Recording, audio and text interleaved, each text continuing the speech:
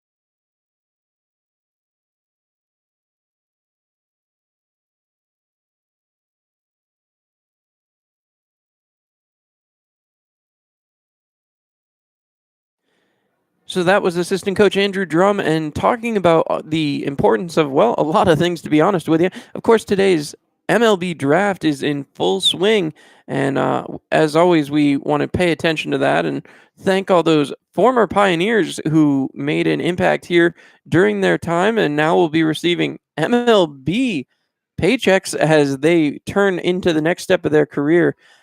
So first thing first, we're going to recognize one of those guys who got drafted in the 5th round, and we're sure hoping to see a lot more Pioneers be going.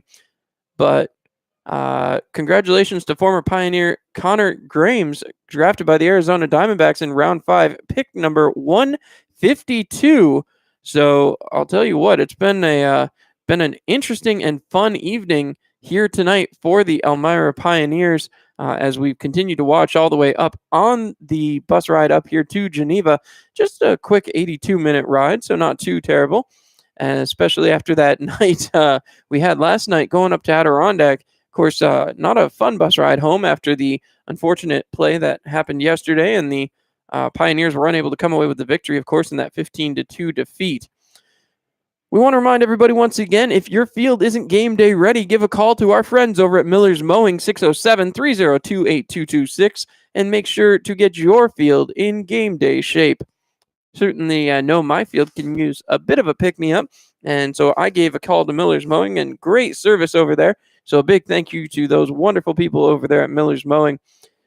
Also want to remind everybody that the Pioneers are home once again tomorrow night. It's a Wednesday night affair as your Elmira Pioneers get ready to do battle with the Saugerties Stallions for the very first time this season. This will be the first repetitive matchup you see, as Geneva and Elmira, we talked about on opening night, will meet a total of 12 times this year, this being just the second time that these two teams will meet. We'll have to see how things can go. The Pioneers certainly want to get rid of some of the clouds overhead, not only literally as we look around, and it is fairly dark here up at McDonough Park, but the Pioneers have a 2-game shadow hanging over their head. They're going to want to try to shrug off fairly quickly as they want to get back into their winning ways.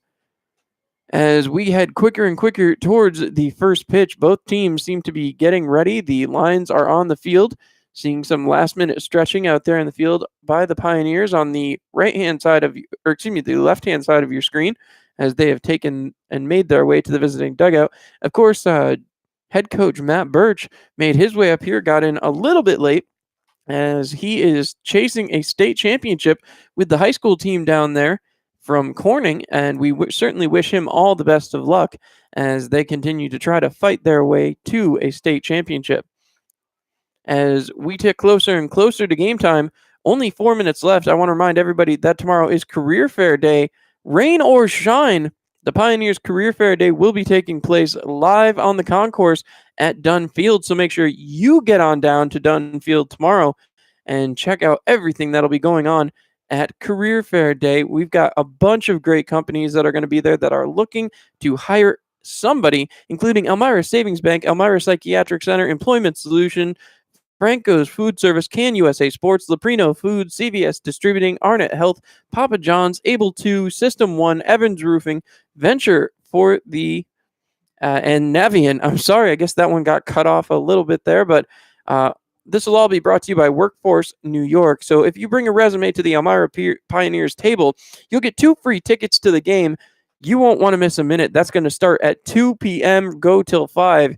So you'll have plenty of time to go home, relax a little bit after securing yourself a new spot in the career field and hit a career home run, as our sign says on Facebook.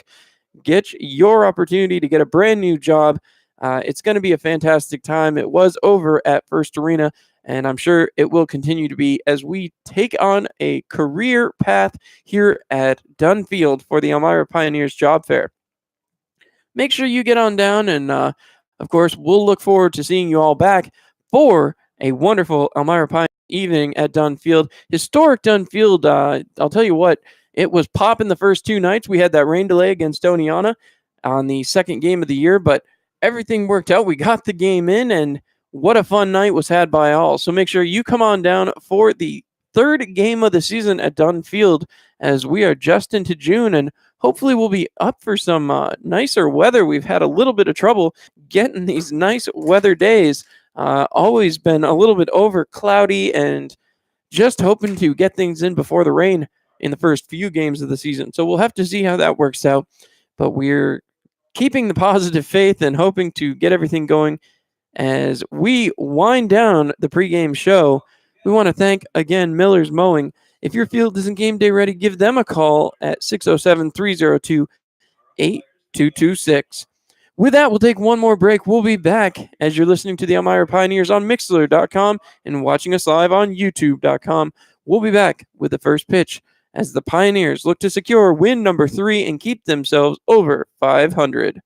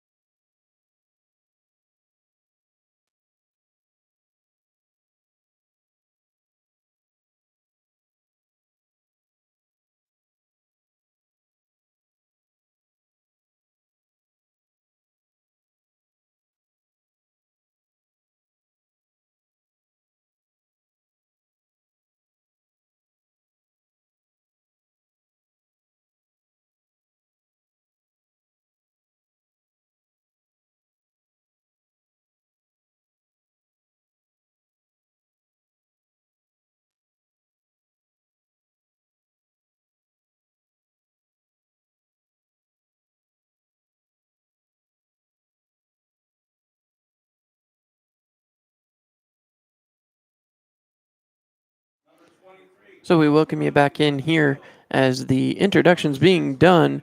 We will be having the national anthem and the first pitch here in just a couple of moments. Want to thank all of our great friends over at Miller's Mowing again. If your field isn't game day ready, call Miller's Mowing 607 302 8226 and get your field ready for game day today. So, as the Geneva Red Wings have been introduced, we will now take a moment, stand up, raise our caps, and stand for the national anthem. We invite you all to do so at home. Thank you so much for tuning in here on YouTube and Mixler.com. We'll be back with the starting pitch.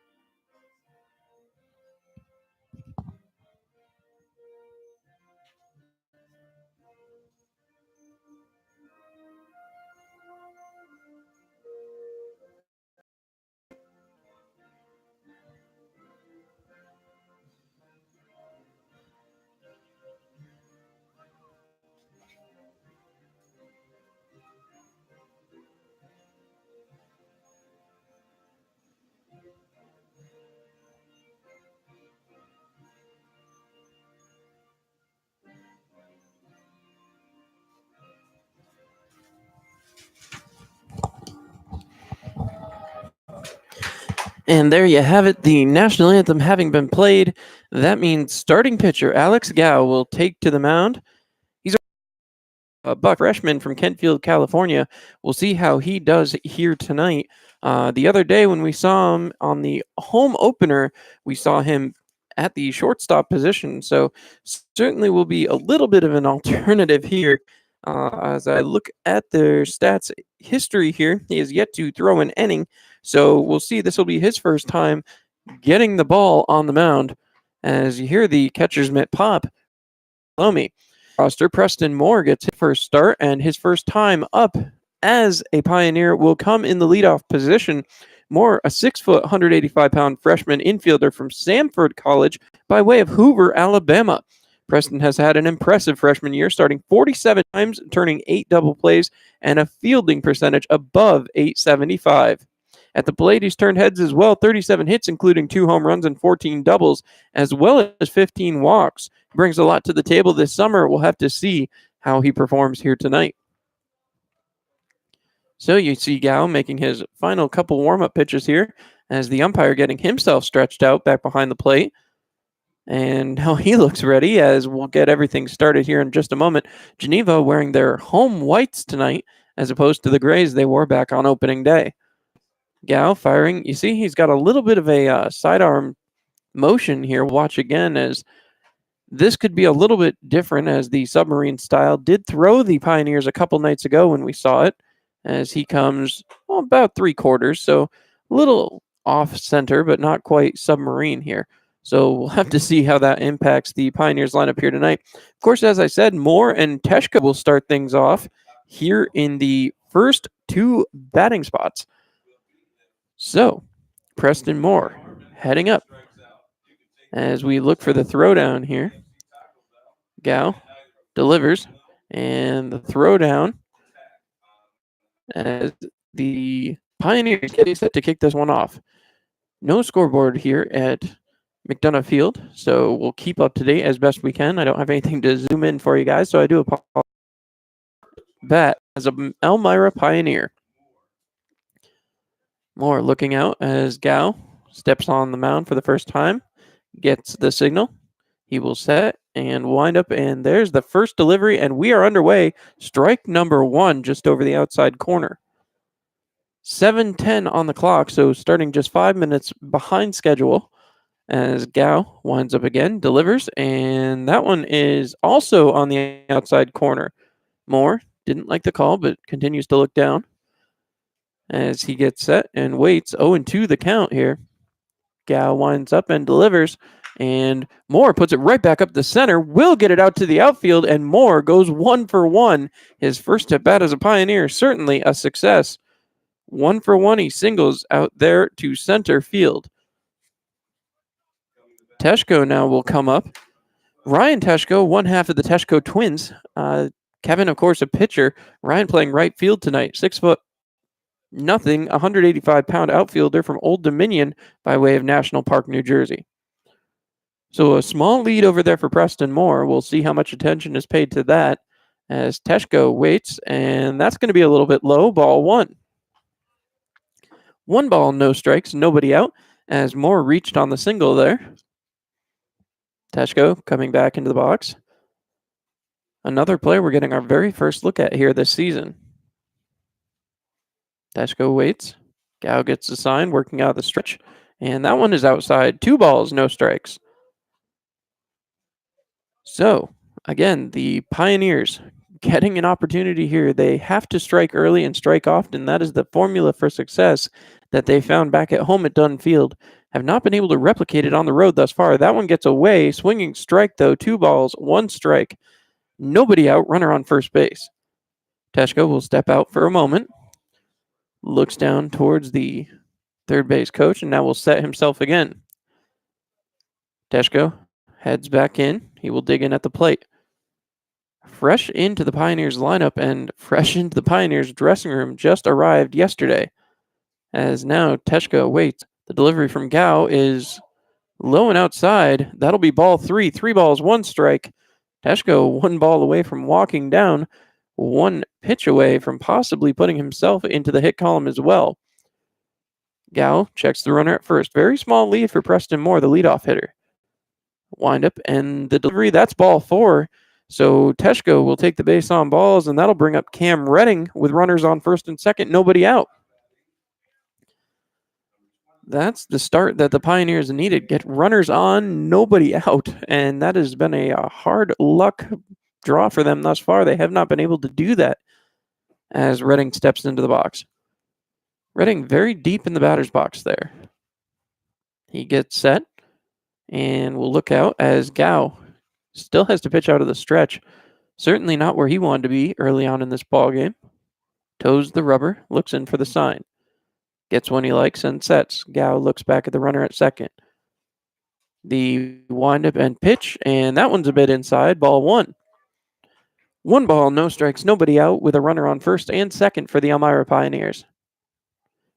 So far, so good as the Pioneers looking to get something started here in the top of the first. Gao looking in as Cam Redding will play catcher tonight, DH last night. As the windup and the pitch, that one's going to catch the outside corner for a strike. So Gao brings the count back even, 1-1. As Cam Redding gets back in the box, he's looking. Working on that swing, he wants to get connection here. Couple of holes there as the shortstop and second baseman both holding both holding the runner on second on pretty tight. That one's going to catch the outside corner for a strike as well. So 1 ball, 2 strikes. Nobody out, runners on first and second. As Redding sets himself again. He'll step back in as Gao stares down at his catcher waiting for the sign. Certainly the runner on second changes the signage order as Gao delivers, and that one bounces ahead. Runner going for third, and he will get there as Preston Moore keeps his foot on the bag. The ball got away from the catcher, and now there's runners on second and third. 2 balls, 2 strikes. Nobody out. A spot to put him now on first as first base is opened up. So you see the umpire make the motion. 2 balls, 2 strikes again as Redding gets back in the batter's box. He's done his job already, moving the runners up. Redding setting. He's not comfortable with something and will step out, calling for time. As now Redding waits, looking out at Gao. And steps back into the box. He looks out at Gao again, who looks in for the sign. Gao gets what he likes. He sets and waits, delivering. And a connection by Redding right down the foul line, and they call that one foul. It went just near the first base bag and just couldn't quite get over it. Smart play there by the Geneva first baseman not to rush it, wait for it to go foul, and that will allow for a 2-2 count to replay itself here. As Gao goes back to the mound. Redding ready here. He steps in as Gao looks in for the sign. Redding looking out towards Gao. Gao sets, staring down the runner at third. As he delivers, that one is a little bit high. 3 balls, 2 strikes, full count. Nobody out. Redding steps back in.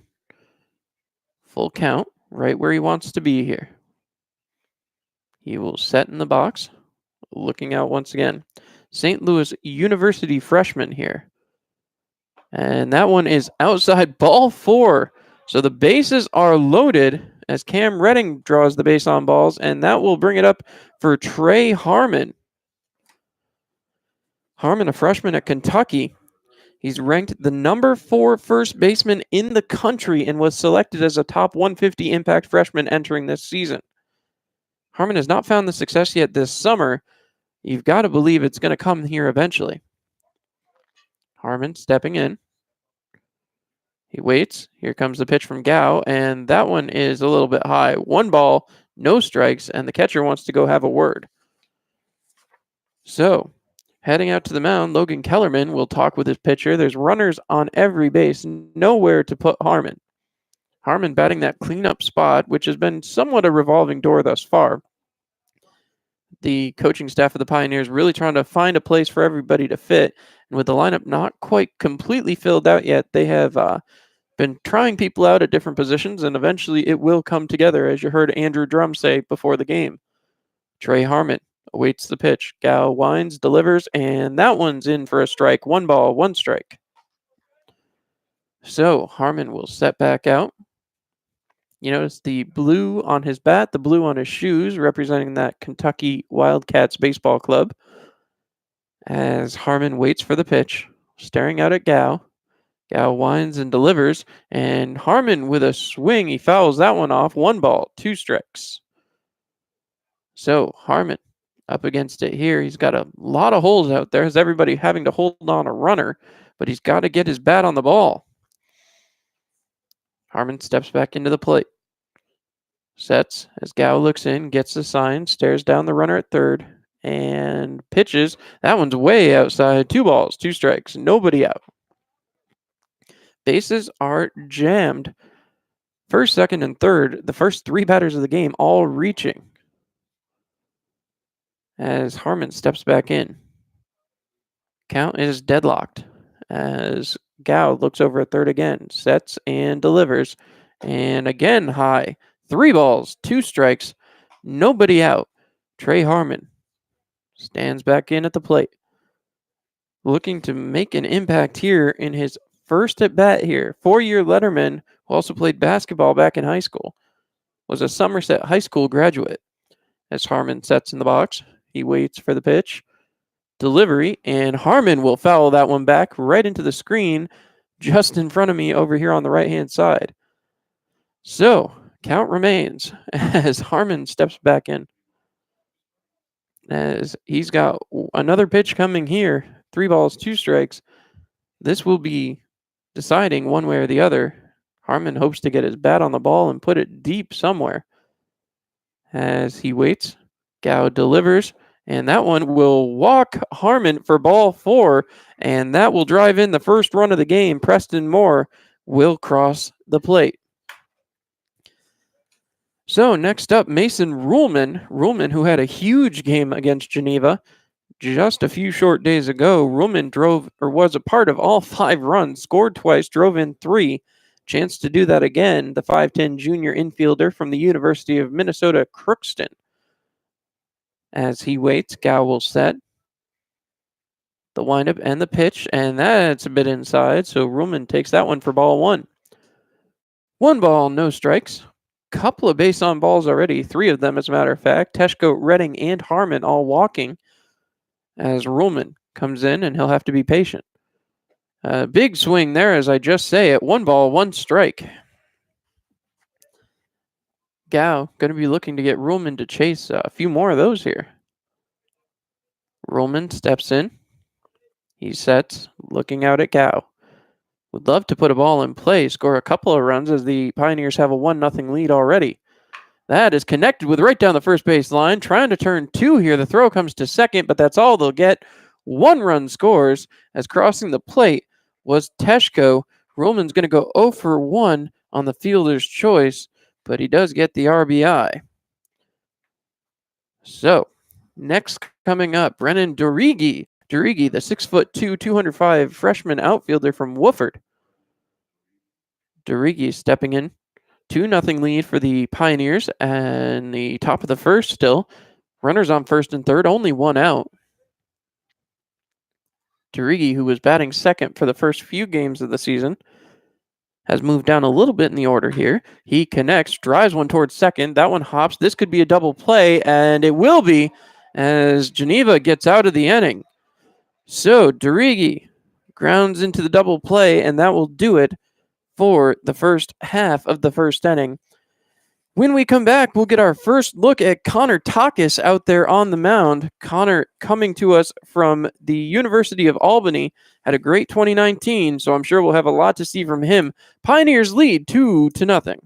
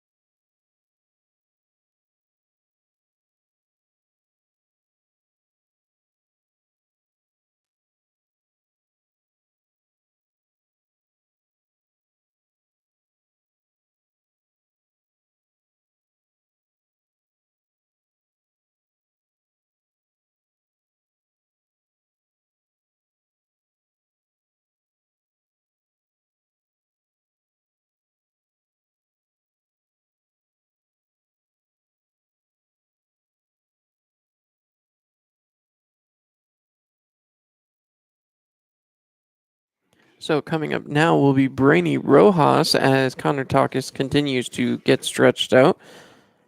Rojas, we saw him lead off the last game as well. He's a right-handed bat, 5'11", 170 pounds from East Stroudsburg. He's a sophomore down there, but he calls home Wilkes-Barre, Pennsylvania. Wilkes-Barre not too far down the road on 81 South, as that's just below Scranton, famed home of The Office. As there's the toss from Takis. Again, Takis, a 4-year letter winner at Jackson Memorial, as well as lettering 2 years in basketball, and was the team captain as a senior. Quite a few accolades for Connor Takis, as now Rojas comes to the plate. Rojas will be looking to get things off on the right foot here for Geneva after giving up 2 in the top of the first. So, Takis, a left-handed pitcher. A little bit different look on the mound for the Pioneers. Haven't seen a ton of left-handers out there thus far this season. He looks in, gets the sign, comes set, and delivers. That one high and outside, as that'll be ball number 1. So, Takis coming in, trying to get comfortable. Rojas right up there on the plate. As you look down, his toes right there on the edge of the batter's box. Thrown in, fouled away, 1 ball, 1 strike. The count against Brainy Rojas. Rojas, the center fielder out there. As once again, Takis comes back out, comes to the mound. Very calm demeanor as you watch him pitch.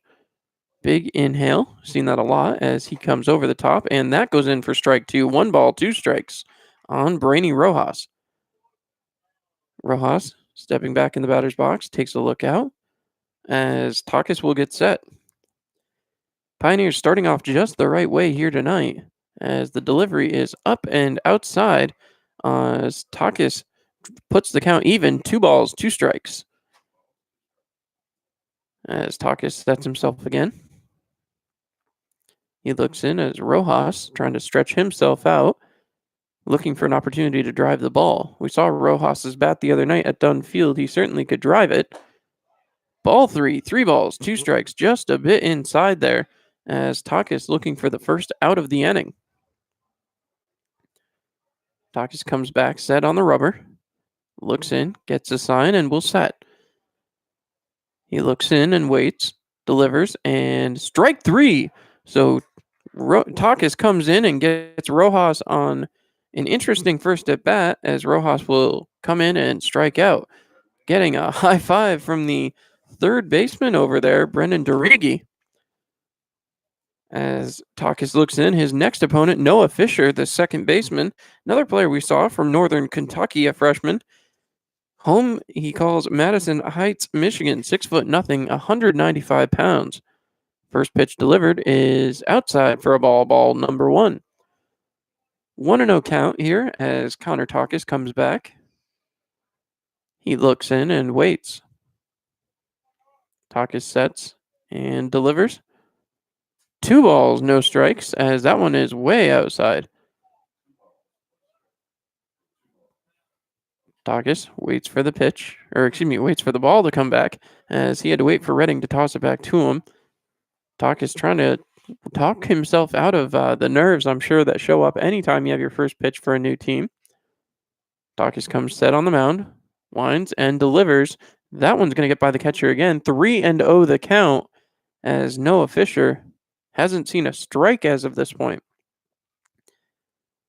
So Fisher gets set. He looks out, adjusts his helmet as Takis comes set back out there on the mound.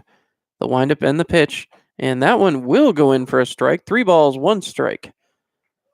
So 4 pitches to Fisher so far, and Takis looking to come back in this at bat. Sometimes that first inning can be a little stressful as Takis delivers. This one is connected with right out there to right field, and an easy catch out there for the right fielder, Ryan Teshko. Teshko getting his gloves some work here as that one was driven fairly directly at Teshko as Brock Kaufman will come up the shortstop. Kaufman comes in and he's wearing number 27, a right-handed bat, 5'11", 215 pounds from East Stroudsburg. He's a freshman down there from Blue Ball, Pennsylvania. Kaufman waits in the batter's box, as Takis gets set, ready, swinging strike number 1. No balls, 1 strike to start things off here in the bottom of the first inning, as Connor Takis making an impact right away in his first start for the Elmira Pioneers. Takis comes set, ready, and delivers, and that one is fouled away. 2 strikes, no balls. As Takis waits again, he's going to have an opportunity to get out of this inning very quickly. Takis comes back, setting on the mound. He looks in as Kaufman gets set back up in that right-handed batter's box. Takis delivers, and that one is outside. 1 ball, 2 strikes, 2 outs, as Takis trying to get through this first inning of work unscathed. Kaufman gets back in the box. He looks down. Another opportunity for Takis here as he winds and deals. That one grounded right back towards the mound as both the pitcher and the catcher went for it, and that will eat it up.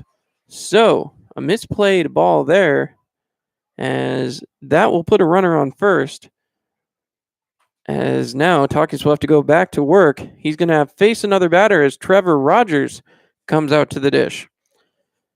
Rogers is coming up, wearing number 35, batting left, San Francisco State sophomore. He's 6'3", 205 pounds, from Mountain View, California. As he will try to extend the inning. Unfortunate play there as Kaufman reaches the windup and the pitch just outside there, as that'll turn the count to 1-0. One of those plays is where somebody has to yell out, "I got it," and take over control. Both Takis and his catcher Cam Redding raced for that ball, and that did no good, as that one is low. 2 balls, no strikes, runner on first, 2 outs, as the Pioneers looking to get out at the bottom of the first inning. So, Takis will come set yet again. He gets a sign and is ready. Stares over at first and pitching out the stretch for the first time. This one's hit high, hard, and out of here. That is a home run, and that will tie up the ball game as Trevor Rogers will touch them all. So a home run for the Geneva Red Wings. And that will tie things up here. Unfortunate on for most of the fact that the Pioneers should be out of the inning right now, save for a little trouble between the pitcher and catcher, figuring out who should pick up the ball and throw it to first on the Kaufman tapper back out towards the mound. But that brings up Cross Grundy, who did play back on opening night. He's wearing number 23, right-handed batter, 6'2", $185, Georgia Southern, freshman from Somerset, Kentucky. Grundy awaits the pitch. And there it is, a swinging strike number 1, 0-1 the count. So Rogers does get the home run, bats in 2, and ties up the ball game for the Red Wings. Takis getting set. He pitches and throws that one in the dirt. 1 ball, 1 strike. Takis will head back to the mound. Takis trying to get comfortable out there, and that home run certainly didn't help things. We'll see what he can do here in his response. 1 ball, 1 strike so far. That one thrown for strike number 2. 1 ball and 2 strikes now. As Takis will come back to the mound, step on the rubber, and look in for the sign. No longer in the stretch after the bases clearing home run. The pitch, and that one is low. So, 2 balls, 2 strikes.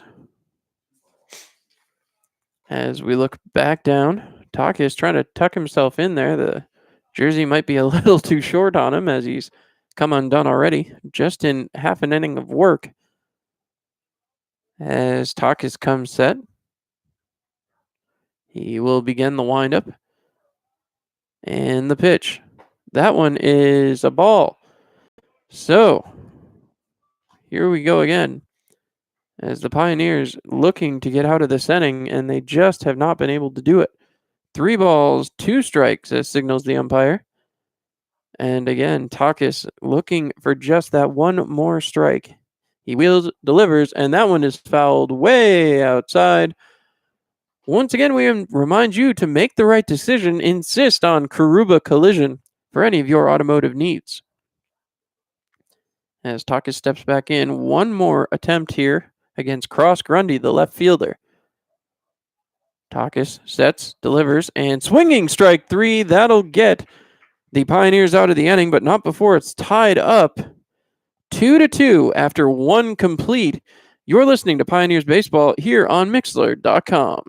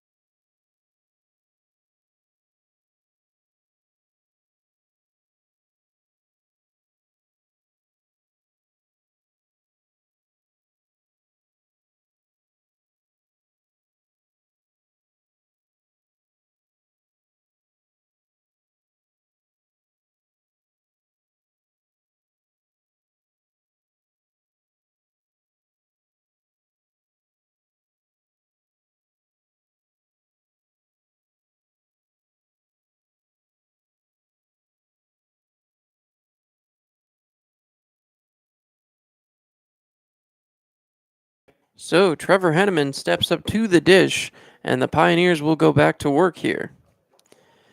Not going to be an easy one for them. They certainly would have liked to keep that 2-run lead that they gained in the top of the first, but unfortunately was not to be, as the home run tied it back up. Henneman, freshman out of Canisius College from Corning, New York. See that unique batting stance as he takes strike number 1. 0-1 the count as Gao comes back for his second inning of work. We'll see if the Pioneers can find a way to put more bats on balls. Gao winds up, delivers, and a swinging strike number 2, 0-2 so far on Henneman. So Gao gets himself set, steps back on the mound, awaits the sign. Henneman coming back in, resumes that real tight Bagwell-esque stance, and that one is a little bit high on the crouching Henneman. 1 ball, 2 strikes. As Henneman looking back at the plate, getting back into his stance, he looks down. Gao winds, delivers, and that one bounces in. 2 balls, 2 strikes. So, his second year in a Pioneers uniform, Henneman's been a veteran presence, having played in 30 games as well as 1 playoff game last season. See what Henneman can do here against the team that eliminated the Pios from the playoffs last season. Swinging strike, and he will strike out there, going 0-1, bringing up Zach Granger. Granger, a 6'2", 205-pound sophomore at Lackawanna College from Horseheads, New York, recently committed to the University of Akron after finishing his second year down there at Lackawanna. So Granger getting in, he will look out as Gao looks in and delivers. That one goes behind the catcher. So Gao hitting the off side of the plate a little bit there, as now Granger looking to get something started here in the top of the second. Granger waits for the pitch. Gao winds, delivers, and that one's outside. 2 balls, no strikes. Granger again played in 36 games, batting .387 with 7 home runs, 33 RBIs, and 10 stolen bases. So not a bad year for the second-year player, as that one is hit down and way foul. As we remind you once again, Make the right decision. Insist on Karuba collision. 2 balls, 1 strike. As Granger gets back into the box. Granger waiting for the pitch as Gao delivers, and he connects again. This one will go foul, but will be out of the reach of the first baseman who was trying to get over to get it. As that ball thrown back in here. So that puts us at a 2-2 count now. 2 balls, 2 strikes. 1 out in the inning so far. Granger stepping in. See the count held up once again by the official. As Gao gets the sign he likes, he winds and delivers, and there's a connection right into the glove of Gao as Granger goes 0 for 1 on the night. So the next batter will be number 10, Jeff Mejia, the left fielder. 5'10", 180-pound sophomore from the University of Mass in Lowell. He's originally from North Reading, Massachusetts. See what Mejia can do here. Very quick 2 outs in the inning for Geneva as the wind and deal. That one comes inside, ball number 1. So Mejia setting in the box again. Mejia came out and had a quick start in these road games, but just has not found any support as that's 2-0. 2 balls, no strikes, 2 outs, and Mejia trying to keep this inning alive. Would love to get it back to the top part of the batting order. Mejia looking out, Gao winds and delivers, and that one's connected and sent way back out into the parking lot. As we remind you to always insist on Karuba Collision for all of your automotive needs. Mejia staring out, Gao winds, delivers, and Mejia puts bat on ball right towards the second baseman, and Mejia sprinting down there and not in time as that one will go for out number 3. So the Pioneers are through the lineup one time. Some discussion between the umpire and the first base coach as now, once again, this will wind up down there at the end of the day being an out. So the Pioneers have made it through the lineup once. When we come back, we will have the bottom of the second inning for you live here on Mixler.com and YouTube.com. Make sure to keep it tuned here for all your Pioneers action all season long.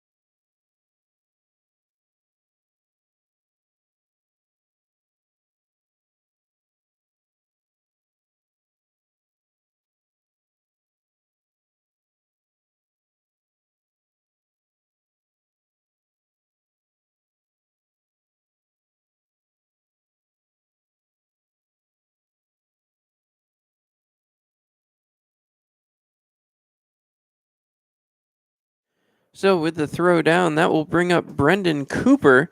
Cooper hitting in the designated hitter spot here tonight. He's 5'10", 165 pounds, sophomore from Adrian from Ann Arbor, Michigan. Cooper stepping into the box now. And we'll see Connor Takis certainly going to be looking to get things going just the same way that Alex Gao managed to do in the top half of the second.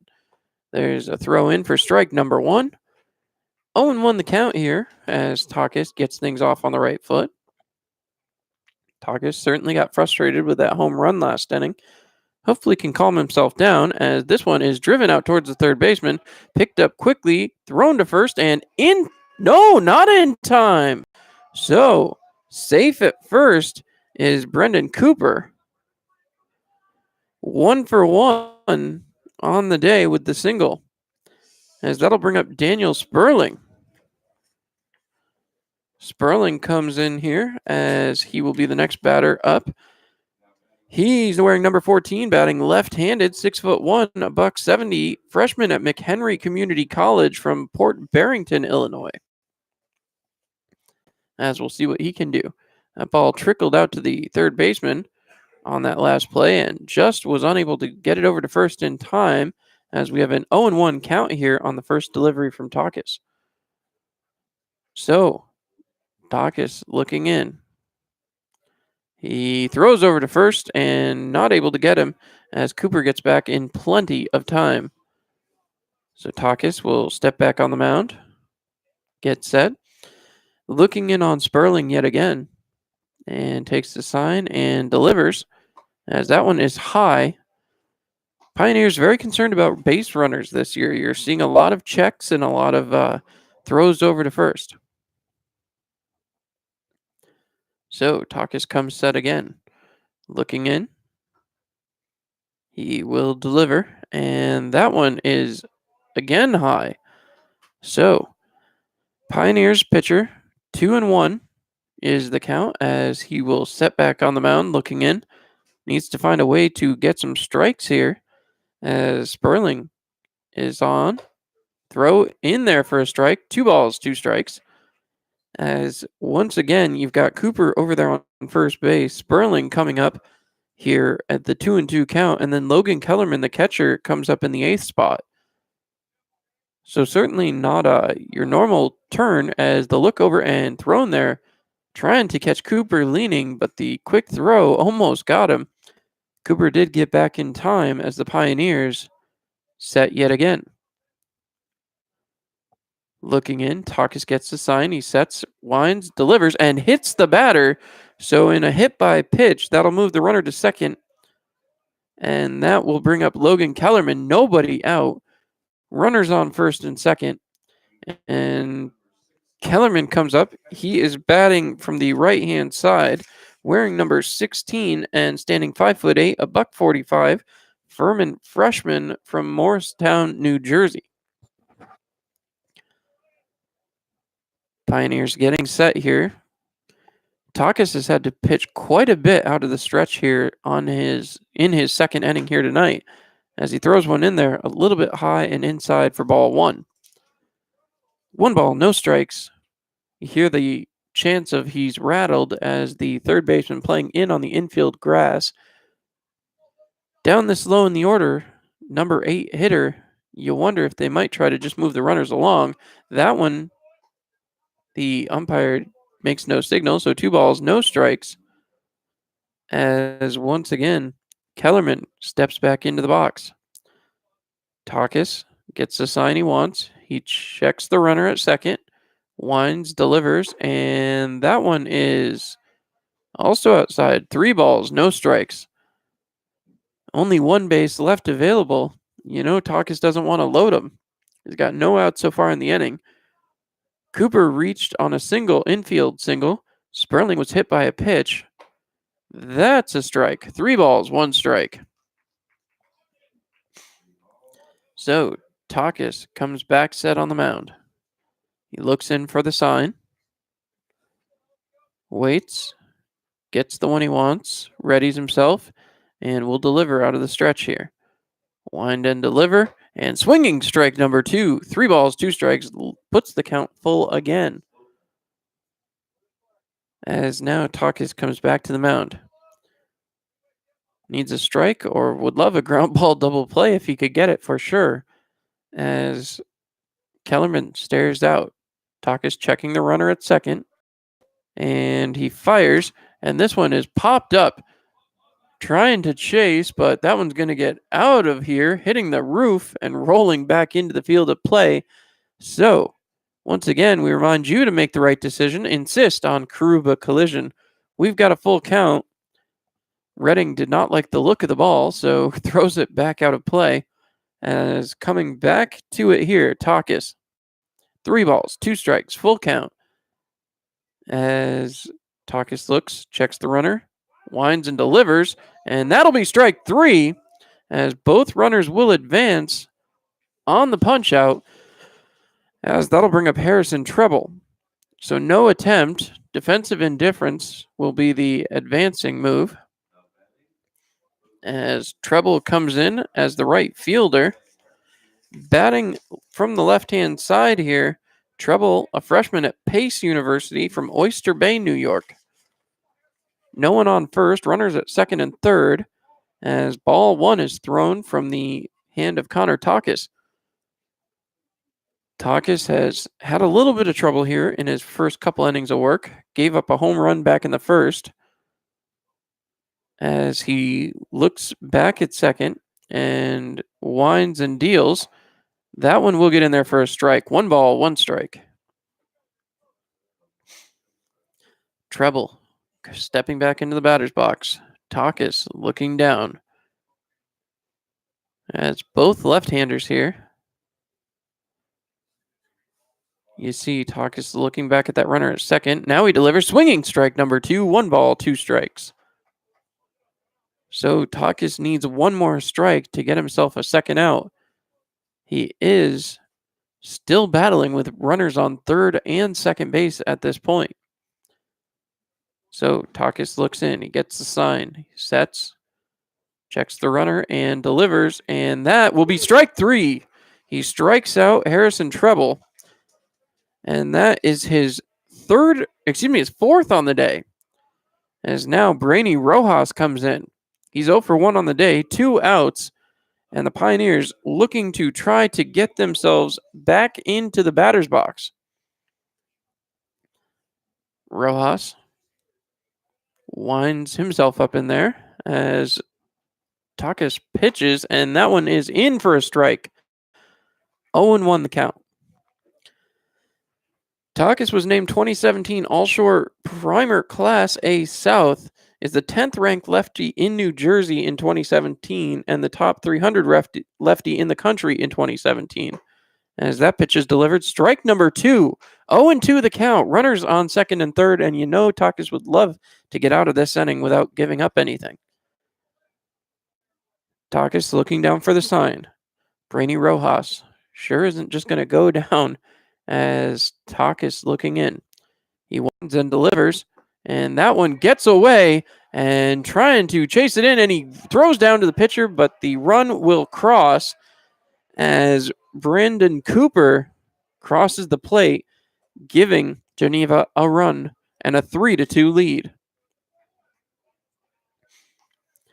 So, Takis with the wild pitch allows the run to score, and now there's a runner on third, that runner Daniel Sperling, as Rojas steps back in. 1 ball, 2 strikes.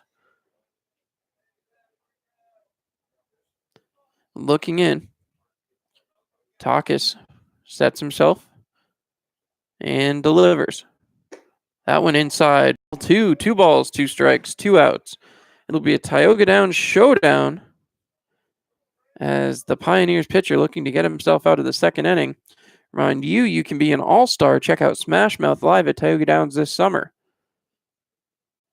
As Takis comes set, he winds and delivers, and this one is hammered out to left center. That's going to score another run, and on his horse is Brainy Rojas. He will go 1 for 2 as he hits a double and drives in a run.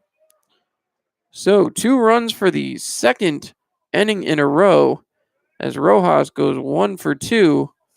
He's got the K in the first and the 2-base hit in the second with the RBI.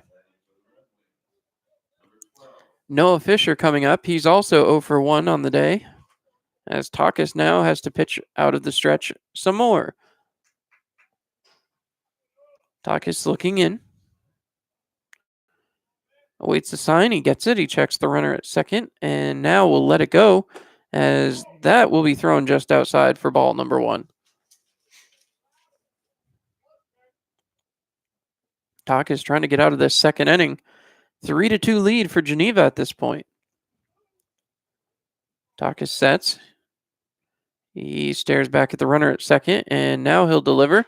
That one is fouled away, up and over the ceiling on the stands there. So remind you once again, to make the right decision, insist on Karuba collision. As once again stepping back in, Noah Fisher in the box, the second baseman. as he gets set and looking out there at Takis. Takis winds, deals, and that will be outside for a ball. 2-1 the count. As yet again, Takis pitching out of the stretch has definitely had a tough go of it here in his first 2 innings of work. Takis looks back at second. He waits, deals, swinging strike, 2 balls, 2 strikes. As now Takis would love, with 2 balls, 2 strikes, 2 outs, in this Tioga Downs showdown to get out of this inning. Remind you to stop by Tioga Downs and check out their buffet. Great any day of the week. Takis winds up and deals and fouled away again. So another Tioga Downs showdown here. As once again, Takis comes back to the mound. He's looking in for the sign, waiting there as Fisher steps back in and sets and readies himself. Takis set. He winds and deals, and that one is inside and could not get the throw down. So defensive indifference there yet again by Cam Redding, allowing Brainy Rojas to get to third base. 3 balls, 2 strikes, 2 outs. Takis looking to get out of the inning.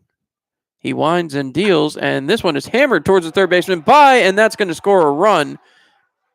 Making his way towards second is Fisher, and the throw coming into the third baseman. So 2 doubles in a row for Geneva, and another RBI. So double there as Brock Kaufman, the shortstop who reached on an error, will come back in. Takis looking for a new ball, and he will get one from the umpire as Takis heads back for the mound. Kaufman reached on an error back in the first inning, and now here in the second, the runs have continued to pile up. 3 runs here in the second inning. 5-2 the score in favor of the Geneva Red Wings. Kaufman waits as Takis sets and delivers. This one popped up. This should be an easy one. Can of corn for the right fielder. It is grabbed, and that will finally do it. 3 more runs on the board, and the Pioneers will end the inning mercifully, hopefully coming up here in the top of the third to do some damage. You know that Matt Birch has got to have some rallying cries down there in that Elmira Pioneers dugout. We'll be back. You're listening to Mixlr.com, your home for Pioneers action all season long.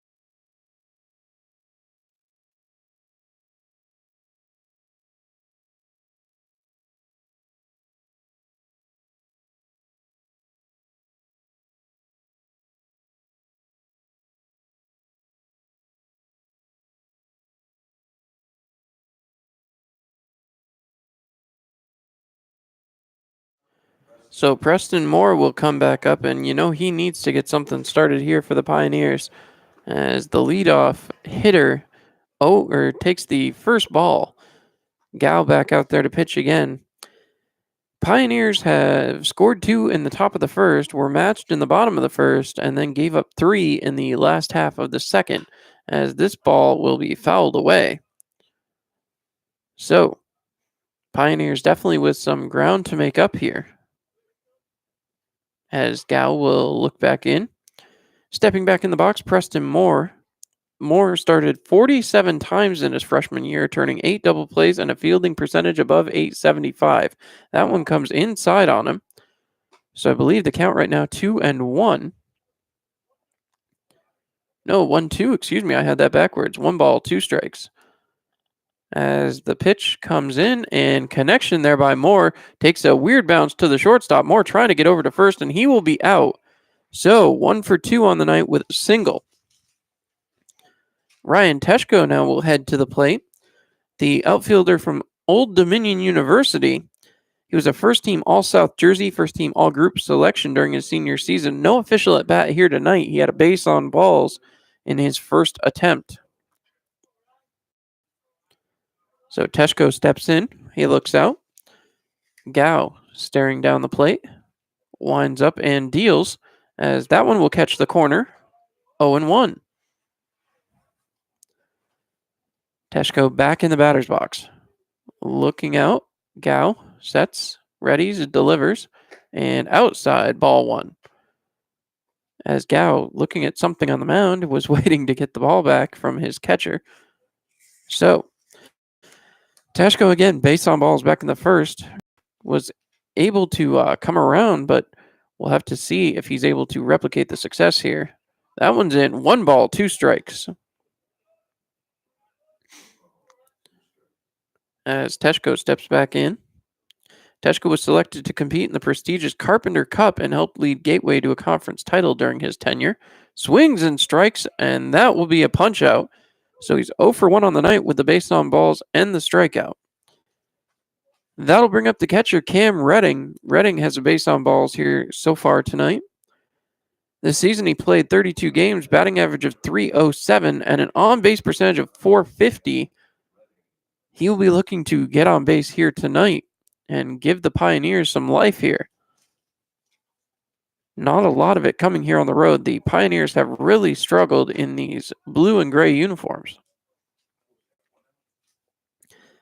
As now, Cam Redding gets set again. Had 16 RBIs and a triple to his credit this season, as he's been out there at St. Louis University. Gets back in the batter's box, looks out towards Gao. Gao winds up and delivers. That one is fouled away. So remind you again to make the right decision, insist on Karuba collision. 2 balls, 1 strike. Redding steps back in. Looks out at Gao. And the delivery is outside again. 3 balls, 1 strike. Redding has walked already here tonight. Would love to find a way to get back on base again. As he sets and waits, Gao delivers, and Redding will put one in between the first and second baseman, right out to the right fielder. Right fielder slips. That one gets by, and Redding will have to settle for the single. 1 for 1 with the base on balls and a single here tonight. As that will bring up Trey Harmon, the designated hitter. Harmon, who was a Somerset High School career home run leader with 35, haven't seen a ton of power from Harmon this summer as of this point, only 4 games into the season, but certainly has shown signs of it in his pregame batting sessions. Harmon sets up in the box. He's got Redding on first, 2 outs. Harmon pulls back, so 1 ball, no strikes. As again, Gao out there on the mound. Harmon looking right out at him. He's looking for a place to drive the ball as Redding takes his lead from first. The delivery and the swing as Harmon swung right through that one. 1 ball, 1 strike. Want to remind you all, we are broadcasting live every game this summer on youtube.com as well as mixler.com. Check Facebook every day for our YouTube location and link. 2 balls, 1 strike on Trey Harmon. Harmon was a 4-year letterman back in high school. He also played basketball, first team All-State 2016 through 18, and a first team All-American 2017 and 18. Harmon waits delivery, and that will be 3 balls, 1 strike. As once again, Harmon steps back into the box. He has a base on ball already here tonight. Redding is on first with the single. As the delivery comes, Harmon fouls that one away. 3 balls, 2 strikes, 2 outs. As Gal will get set, Pioneers definitely want to keep this inning going. Need to find a way to catch back up. They trail 5-2. As Harmon sets himself in the batter's box. Gao gets the sign, working out of the stretch. He winds and delivers. Redding is off and running, and that's ball 4. So that will be the second walk of the game. No official at bat for Trey Harmon to this point. Mason Ruhlman coming back up. He's 0 for 1 on a fielder's choice with an RBI. Ruhlman steps in. Gao has now given up a single and a base on balls with 2 outs. Ruhlman waits. Gao checking the runner at second and delivers. And that one bounces up to the plate. So 1 ball, no strikes on Ruhlman. Ruhlman batted .306 last season in Elmira with 2 home runs, 3 doubles, and a .976 fielding percentage during his last season tenure with the Pioneers. Ruhlman waiting in the box. Gao looking back. He will deliver. And Ruhlman gets a bat on the ball and drives one out to center field. This should score a run as the Pioneers will crease the board here in the top of the third. Redding getting all the way around from second. And back to runners on first and second as Ruhlman gets a single. And now he'll go 1 for 2 on the night with his second RBI. That'll bring up Brennan Derigi. Derigi, again, a freshman outfielder from Wooford. He's a 3-year varsity letterman at Cherry Creek High School. Won 3 Centennial League championships and reached the semifinals of the state championship twice. As Derigi definitely wants to keep this inning alive. The Pioneers trailing by 2 now, 5-3. As the pitch comes in, and that'll be strike number 1.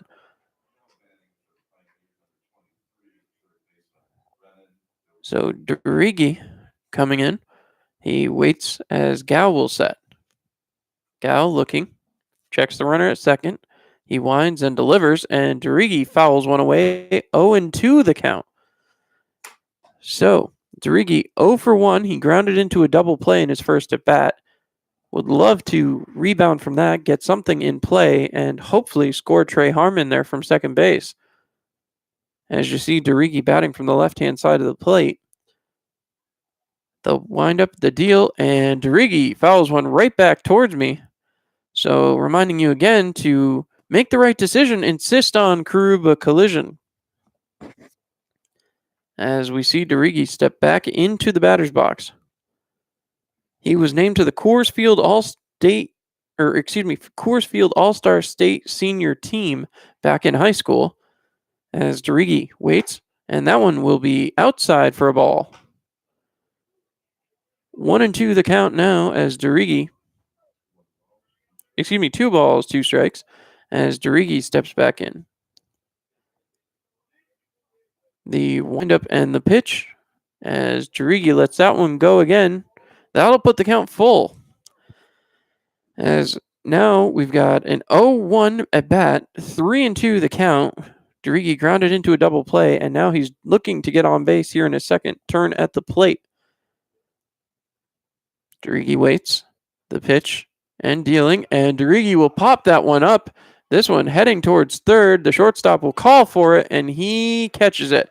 So the Pioneers get 1 back, but after 3 times at the dish, only able to put across 3 runs. Going to be an important bottom half of the third for Connor Takis. Takis will face a number of batters here coming up as nothing going to come. Kaufman, Rogers, and Grundy due up. We'll be right back here on Mixlr.com, your home for Pioneers action all season long.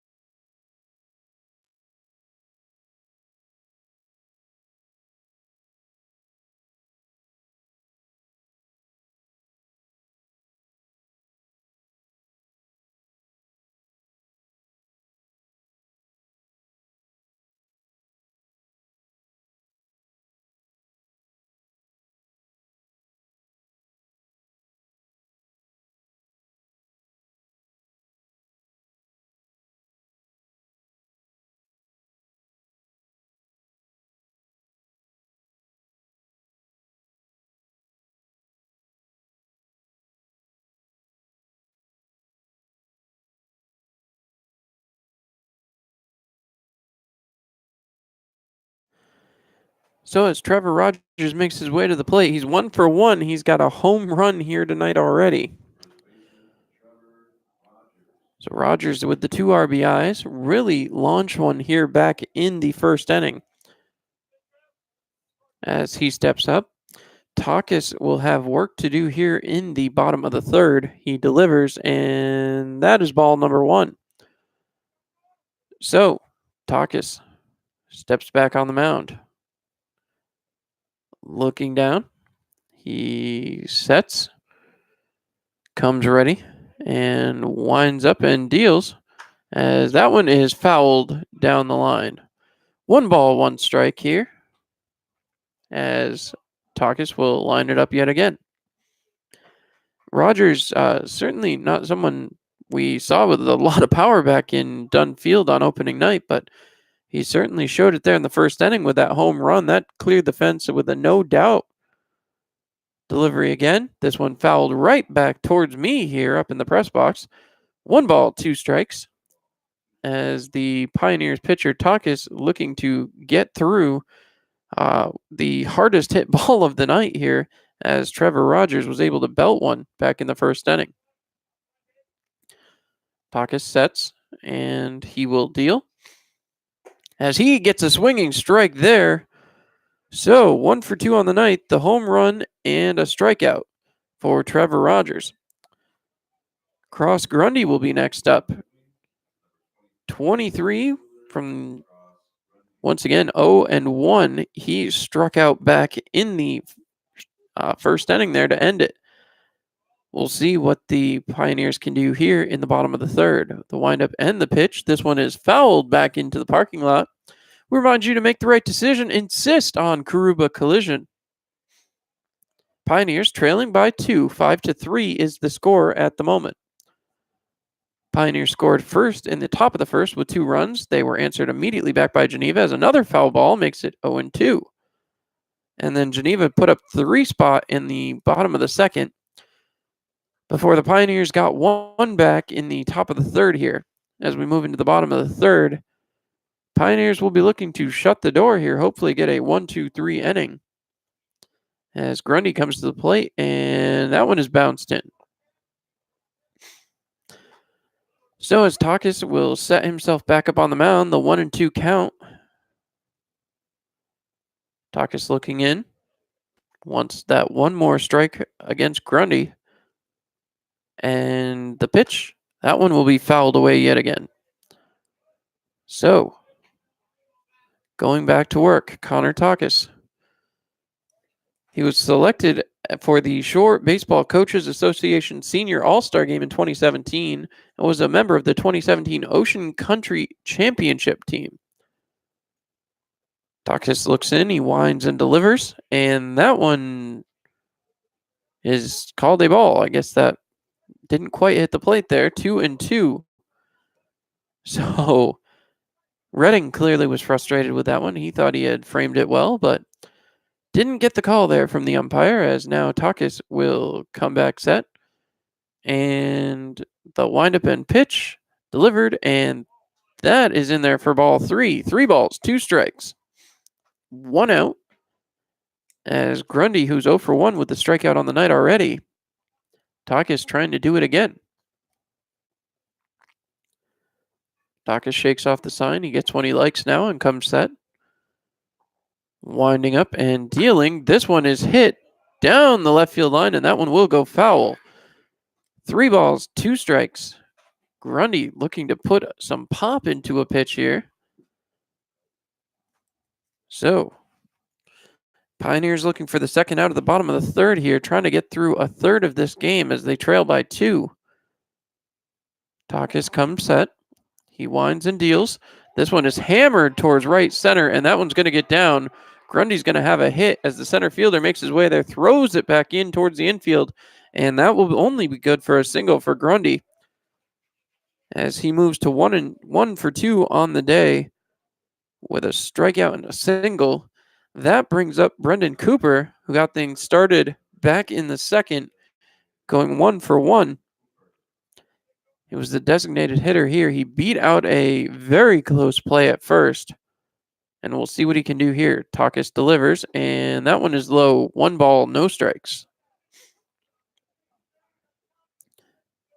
Takis sets himself back on the mound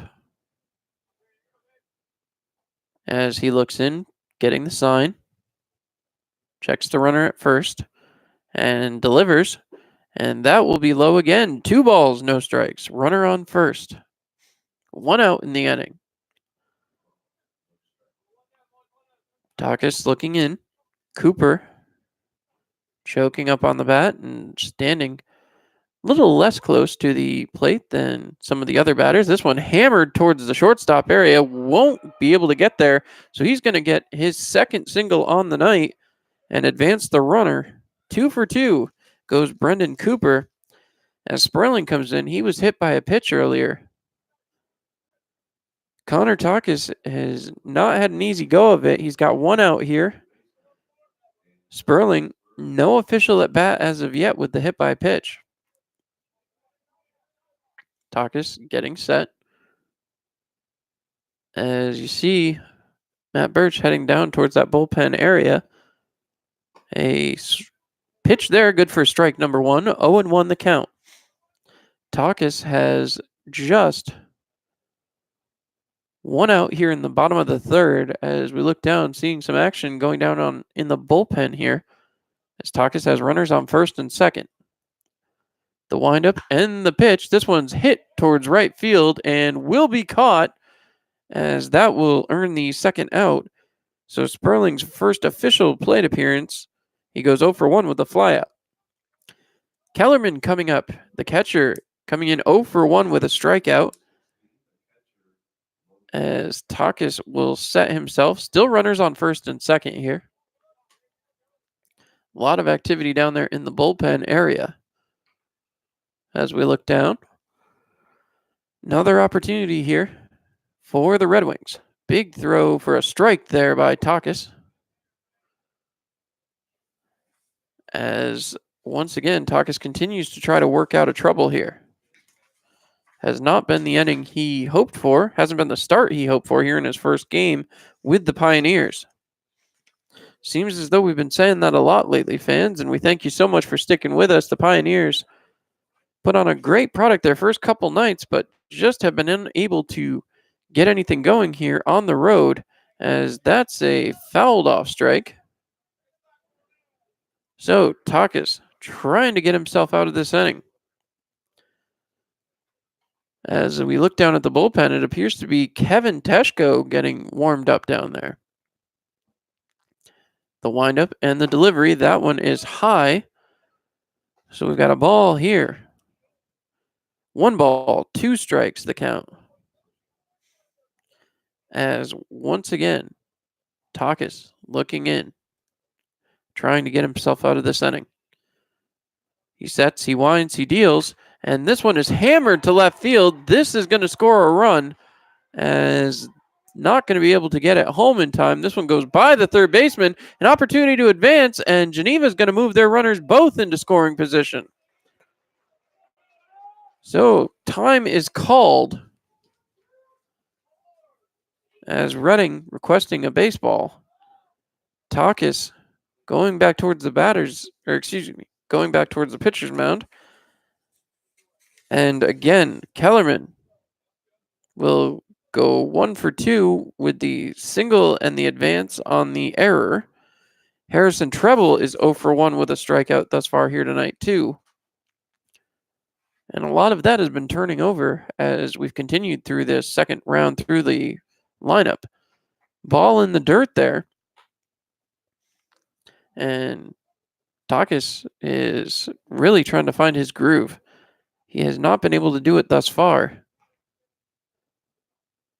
1 ball, no strikes. Takis will wind and deliver, as that one is fouled away. 1 ball, 1 strike.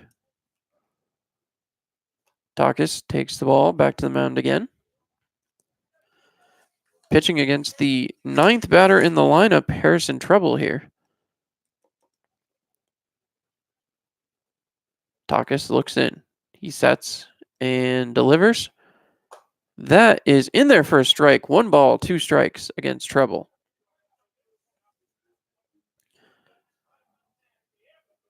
as another attempt here as Takis waits for the sign. He gets it and we'll set. No, they call time on the batter. So the batter steps out and we'll reset again. Treble steps into the batter's box. Takis has the sign. He's ready and delivers. That one is outside.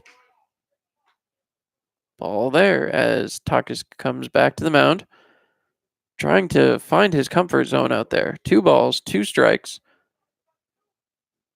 Takis on the rubber. He will wind and deal as this one is grounded towards the second baseman, running up, thrown to first, and that will do it.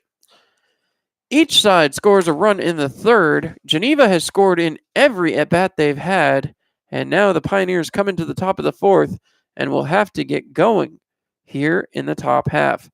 We'll see what they can do when we come back. You're listening to the Pioneers on Mixlr.com.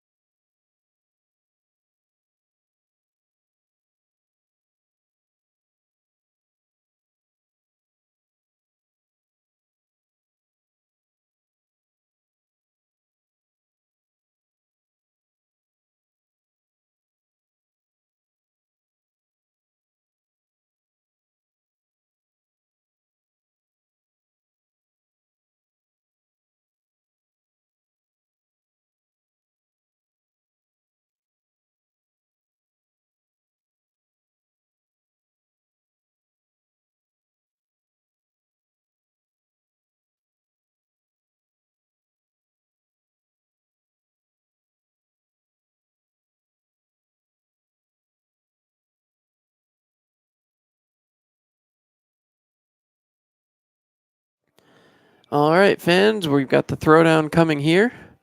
And then the Pioneers will go back to work, hoping to turn around their fortunes here. Has not been the start they wanted, as Jarigi made the last out back there in the top of the third. So to start off the fourth, it's going to be Trevor Henneman. Henneman, the Canisius College freshman from Corning, New York. He'll be looking to get things off here. This is his second year in a Pioneers uniform. The pitch is low, ball number 1. Pioneers trailing by just 3 runs. Plenty of time to get back into this one here as we enter the 4th inning. The delivery and swinging strike number 1. 1-1 the count here as Geneva's pitcher Gao goes back to work. As I said before we went to break, Geneva has scored in every inning. 2 runs in the first, 3 in the second, and 1 in the third, as this one is tricked down to third base and unable to get there was Henneman. He will be grounded out there. 0 for 2 on the night for Henneman. Granger comes to the dish now. The sophomore at Lackawanna College comes back in here. He's recently committed to the University of Akron as he comes to the dish and hopes to get things started here for the Pioneers as they trail by 3.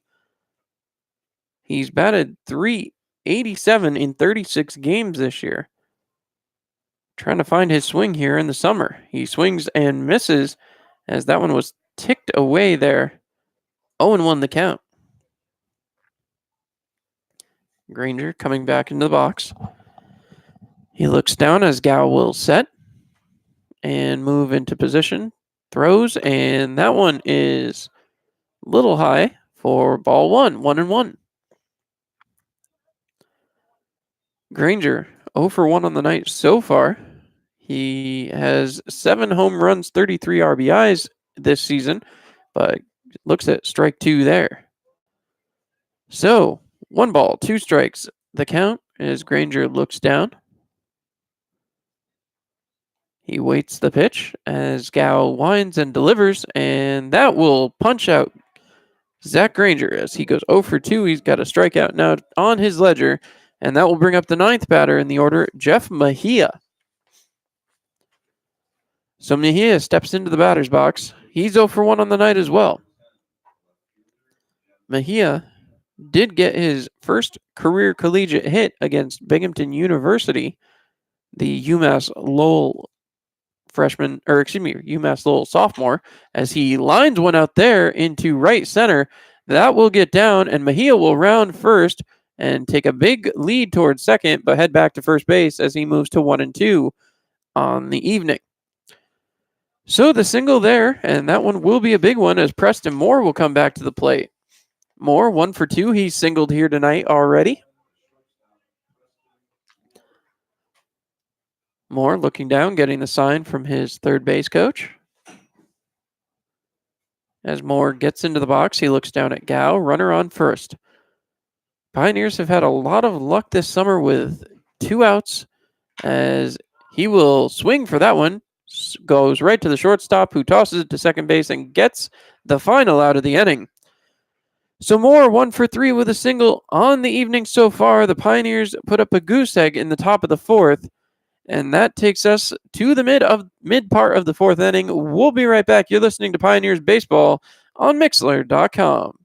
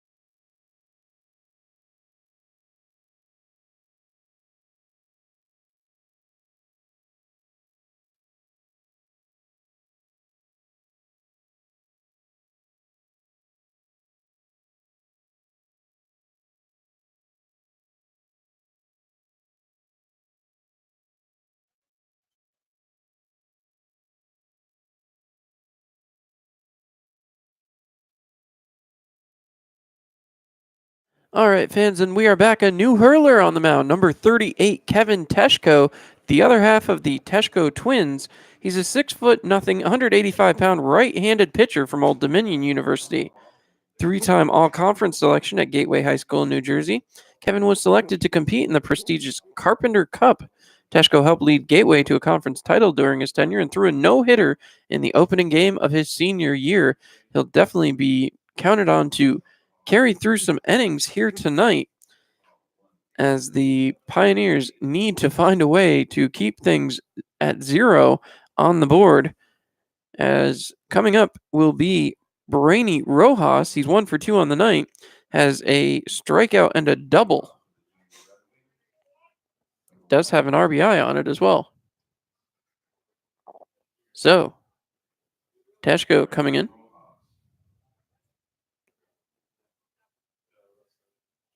Teshko waits. He looks in, and his first pitch in a Pioneers uniform. That one is high and certainly had some pop on it.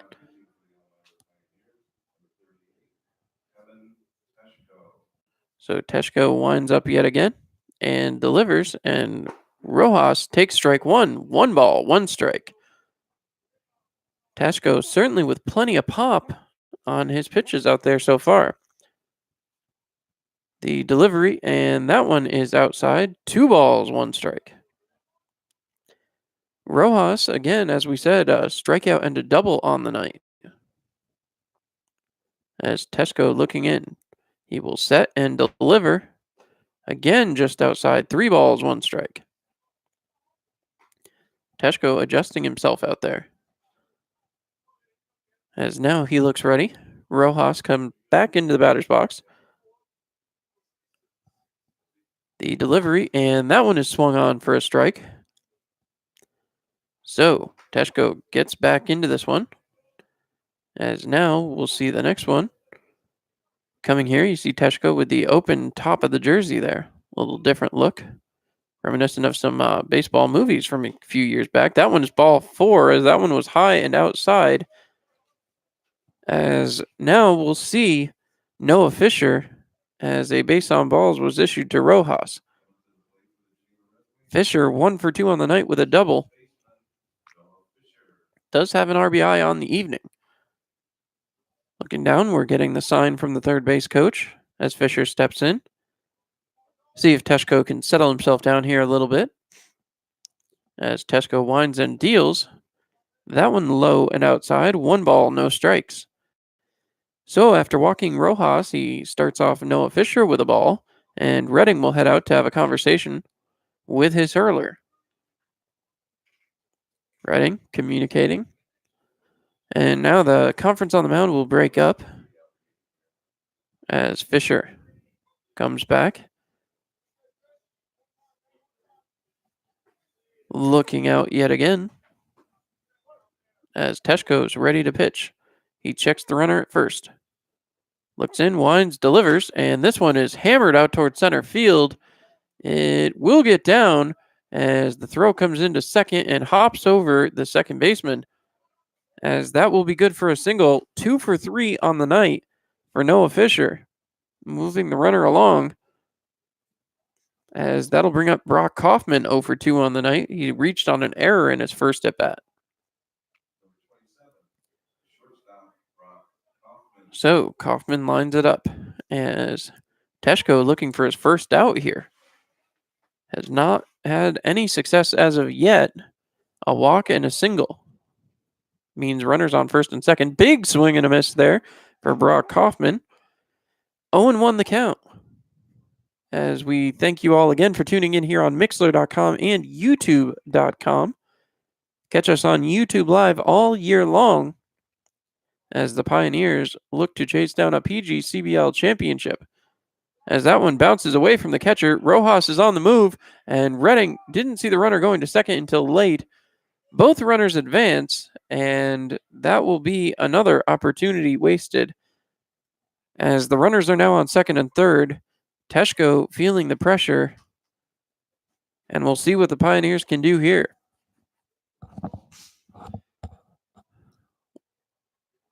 Teshko lines it up.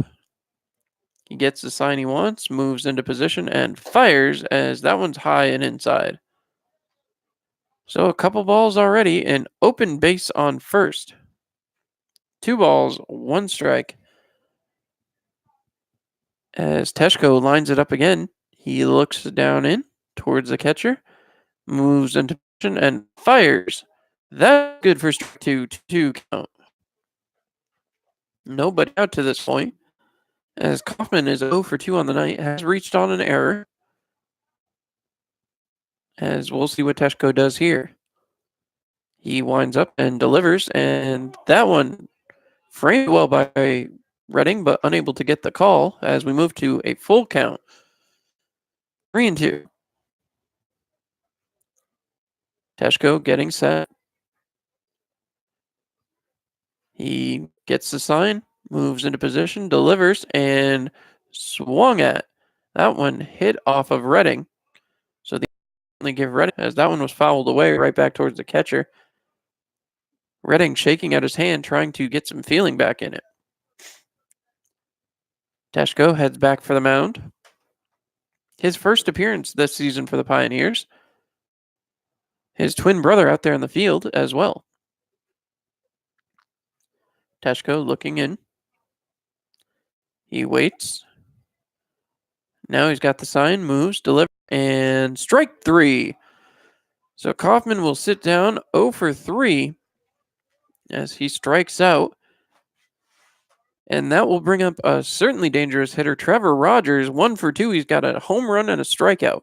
2 RBIs on the home run he hit earlier. 1 out as Teshko will hopefully be able to get another out here. As stepping off the mound there, once again, was Teshko. Kevin looking in, gets the sign, moves into position, and fires. That one is on the corner for a strike. So, no balls, one strike as Teshko looks to get himself in position to get out of this one. Teshko looking in, gets the sign he wants, deals, and strike two. Big cut there as Rogers is ripping for the fences yet again.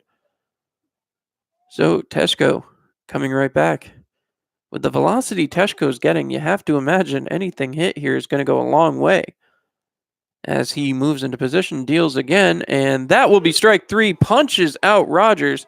So Rogers goes 1 for 3 on the night, 2 strikeouts, and the home run. That brings up Cross Grundy, number 23, the left fielder. He's 1 for 2, has a strikeout and a single. As it appears, Teshko has found the dish. See if the Pioneers can finally put up a 0 on the board for the team that ousted them from the playoffs last season. That one popped up right back. The second baseman steps over and grabs it, and that will do it for the bottom of the fourth. The Pioneers finally put up a 0 spot defensively, and they will go back to the offensive side of things. Trailing 6-3, Pioneers coming up. You're listening to Pioneers Baseball on Mixlr.com.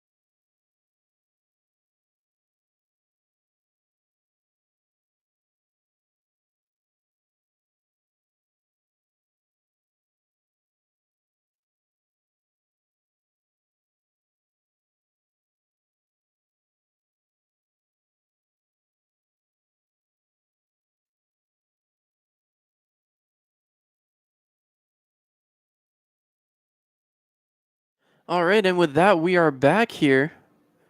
Gao still out on the mound here as we enter the top of the fifth. Gonna see what he can do as, once again, Ryan Teshko, brother of Kevin, who was just out on the mound there, will be the first man to take his cuts. Teshko was named his conference's player of the year back in his senior season. See what he can do as Ryan getting ready to step back into the box. He'll be the first batter to face Gao here in the fifth inning. This is the third trip through the order for Gao. He's been effective so far. Had some trouble back in the first, as that one is a little high for ball number 1. See what Teshko can do here as he steps back in. Gets himself ready. And that one, ball 2, just outside. Gao may have lost the plate a little bit here. Has to find it again as Teshko already has a walk tonight. He's walked and struck out in his plate appearances. Gao delivers, and that one is hammered back towards center. This should be easy, and it will be, as that one is caught without much trouble. 0 for 2 for Teshko on the night, as center fielder Brainy Rojas picked that one up like a can of corn. Cam Redding, 1 for 1. He's got a base on balls and a single on the night so far. Redding will look to extend that, hopefully adding some more points to that batting average. The top 3 in the lineup had not been a strong suit for the Elmira Pioneers to this point here in the season, as that one is hit down the right field line, and chasing after it, that one will get foul as it was dropped. A sprinting attempt and a beauty of one there by the right fielder Harrison Treble, just couldn't quite track it down. It ate him up as he dove. But a beautiful sprint. So, a foul right away, and the umpire looking for some more balls from the dugout as he sends one back out there to Gow. And now we'll see as it appears Treble gets back and is okay out there in the right field. Redding is ready to go. Redding waits for the pitch. Gow winds, delivers, and that is strike two. Redding talking back with the umpire there. As once again, the Pioneers get set, waiting for the pitch. Gow winds it up, delivers, and swinging strike three by Redding. So Redding moves to 1-for-2, strikeout here in his third appearance, as Harmon heads towards the dish. 2 outs in the inning, and he has not had an official at bat yet. 2 bases on balls. Trey Harmon comes up and looks down at Gow. Gow delivers. And Harmon with a big swing and a strike one. The Somerset, Kentucky native was ranked number 4 first baseman in the country and selected as a top 150 impact freshman entering the season. Certainly a lot of accolades. Harmon looking to make an impact here in this Perfect Game Collegiate Baseball Summer League. 1-1 the count there after he takes ball 1. Harmon stepping back in, and he'll look out at Gow. Gow looking down and in. He delivers. Big swinging strike up for Harmon. 1 ball, 2 strikes. Some activity down there in the Geneva bullpen. We'll see if that amounts to anything here. I'm sure a lot of that will depend on if the Pioneers can get to Gow. Of course, Gow may be getting towards his pitch count total that the Red Wings don't want to cross, as that one is thrown and just a bit inside. 2 balls, 2 strikes, 2 outs. We've got a Tioga Downs showdown, as once again we remind you to stop by Tioga Downs for all your table game and slot needs. Big pitch there. That one came up and in. 3 balls, 2 strikes, as Harmon maybe could work his third walk of the night. We'll see what he does here, as you know, Harmon definitely would love to put the bat on the ball. Gow shaking off the pitch. Looks down again, winds, delivers, and that will go for ball 4. Harmon has his third base on balls. Harmon has come up to the plate 3 times and still doesn't have an official at bat. As that brings up Mason Ruhlman. 1-for-2 on the fielder's choice, has a couple of RBIs here tonight. So Ruhlman steps in. He's got Harmon there on first base. Ruhlman looking out towards Gow. He waits. Gow delivers, and Ruhlman takes strike number 1. 0-1 the count. Harmon standing on first, his normal position out in the field. Right now, his third time tonight that he stood on first as a runner. Gow winds up and deals, and a big swing there for strike 2. Ruhlman 0-2 in the count. 1-for-2 on the night with the fielder's choice. 2 runs batted in. You know he'd love to get the bat on the ball. The release and the swing and a miss by Ruhlman. He moves to 1-for-3 on the night. He's got a fielder's choice and a strikeout. And the Pioneers go to the bottom of the 5th, still trailing as they are down 6-3 after 4.5. We'll be right back. You're listening to Pioneers Baseball on Mixlr.com.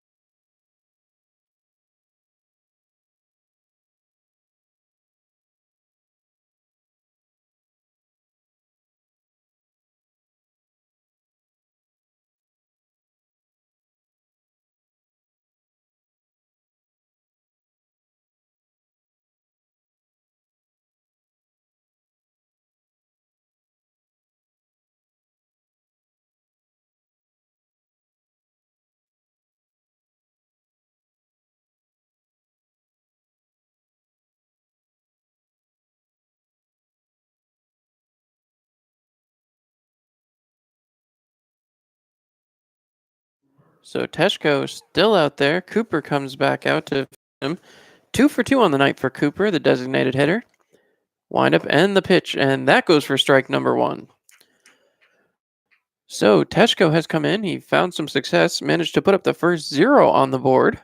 As there's another pitch. That one's going to be a bit low. 1-1 the count. As we'll see how quickly the Pioneers bullpen jumps into action down there. Nobody up there yet, as that's in for strike 2. 1-2. Still seeing some throwing going on down there in the Geneva bullpen. Big windup, and the pitch is low. 2-2. Count is back even, as Teshko will look to get the first out of the inning here. Trying to break the perfect streak for Brendan Cooper. He's 2 for 2 on the evening here, both singles, as he hits another one towards the second baseman. Diving stop by Roman, and it rolls right by him. Cooper is now 3 for 3 on the night, and all of them coming in the variety of singles. As Teshko will now face Daniel Sperling. Sperling, the third baseman, he was hit by a pitch and then went 0 for 1 on his first official at-bat last time up. You know, Teshko is looking for a ground ball double play here that would set the Pioneers right back up for a quick inning. As that one is thrown, gets by the catcher, and now that's off the table, as moving ahead on the pass ball is Brendan Cooper. So 1-0, 1 ball, no strikes. Teshko heads back to the mound. Teshko checking the runner at second, and now he stares down Sperling. Again, Sperling 0 for 1, just has the hit by pitch, as that one is hammered right back again and through. This is going to score a run as Cooper comes around with speed, and Sperling will go 1 for 2 on the night and earn himself an RBI. So an RBI in Sperling's stat line, as the Pioneers go down 7-3 at this point. Logan Kellerman steps up. He's 1 for 2 on the night with a strikeout and a single. See what Teshko can do here. As Kevin looks over at the runner at first, now he comes set, working out of the stretch, fires, and ball 1. 1-0 the count. Pioneers will certainly have their work cut out for them here, as we are in the bottom of the 5th inning. The road has not been kind to the Pioneers so far this season, and hasn't been here tonight either. Geneva looking for a split in the first 2 games in the series. As once again, Kellerman steps back in from the right-hand side of the plate, firing and fouled back towards the parking lot. Want to remind you once again to make the right decision. Insist on Karuba collision. Teshko looking in for the sign. The third base coach giving the sign in there to Kellerman. Run already scored here in the inning. So Geneva's at least put up a 1 spot. Throws back over, and the tag not in time, as Teshko gets back to the mound. Kellerman awaiting his pitch here. Has been waiting for quite a while, as Teshko finally comes set and deals, and that one is high and outside. So Teshko trying to find the strike zone again, as he's down 2-1. He will set on the mound one more time, look over at first base, and Teshko waits, gets the sign, delivers, and that one, ball 3-1. So, runner on first, 3 balls, 1 strike. Has not been able to find anything so far here tonight. As the pitch is delivered, and that one is framed for a strike. So, a little bit better luck there, as Cooper went 3 for 3, was driven in again here. Sperling got the RBI on his single, making him 1 for 2 on the night. And now Kellerman is looking for something, but he pops that one up. That one's going to go into foul territory, diving for it and not able to get it. Was the right fielder here tonight. Of course, Teshko Kevin is on the mound. Ryan Teshko was the diving right fielder. And he just could not make that play. trying to do it, but just could not get there. As now Kevin Teshko will take back over here. Looks at the runner at first. Now he sets, delivers. Runner is off. That one will get by. That is the walk anyway, as the runner advances. A base on balls to Kellerman, as he will remain 1 for 2 on the night as Harrison Treble comes up. Treble 0 for 2 on the night, has a strikeout to his credit so far. Runners on first and second, nobody out. As Teshko trying to get things going. The swing and a miss there from Treble on the very first pitch. Teshko waiting. He looks in, waiting for the sign. Now he's got it, looks back at second, and he will deliver. That one just outside, 1-1. So Elmira again has not been the powerhouse here tonight, scoring but 3 runs as they trail now by 4. The windup here from Teshko, and no, he steps off. So he went back towards second. Nobody was there to run the runner back, but Teshko stepped off anyway. Teshko looking in, gets the sign, delivers, and this one is popped up to center as the Pioneers will make the catch, get the first out of the inning, toss the ball in towards third, and will be cut off by the shortstop. So 1 out. 0 for 3 goes Treble, and Brainy Rojas, who's 1 for 2 on the night, has a strikeout, a double, and a base on balls, as well as a run batted in. So Rojas stepping in to the box. You know he's got speed. You definitely don't want him anywhere near the base path.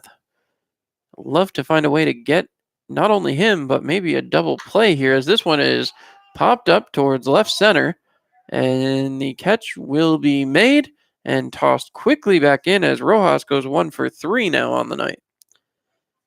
But that will bring up Noah Fisher. Fisher, who has had a very efficient night at the plate, 2 for 3, double and a single. He's got an RBI as well. Teshko going from no outs to 2 outs very quickly as Fisher comes into the batter's box. Teshko looks in for the sign. He waits and sets. Firing away, and that one is fouled away. 0-1 the count. So we'll see what happens now. Bottom of the 5th inning here. Pioneers trailing 7-3. Teshko looking in. He waits. Steps off briefly. Now he'll toe the rubber again. Waiting for the sign. Now he's got it. Comes back set. Working out the stretch. Deals, and that one was low. 1 ball, 1 strike. So, Kevin Teshko looking back out here to get the final out of the bottom of the 5th inning. Pioneers are coming down to it. They're trailing by 4 runs. Only have 12 offensive outs remaining, as that one is inside for a ball. 2 balls, 1 strike. Redding really keeping good control here, as we see the count held up by the umpire. 2 balls, 1 strike. Teshko looking back at that runner at second. Nobody playing really tight to the bag. This one's hacked toward shortstop. Jumping catch and a beauty, as the Pioneers will get out of the inning, putting Fisher 2 for 4. Great hops there by Preston Moore. And now the Pioneers will go back to work in the batter's box. You're listening to Pioneers Baseball on Mixlr.com.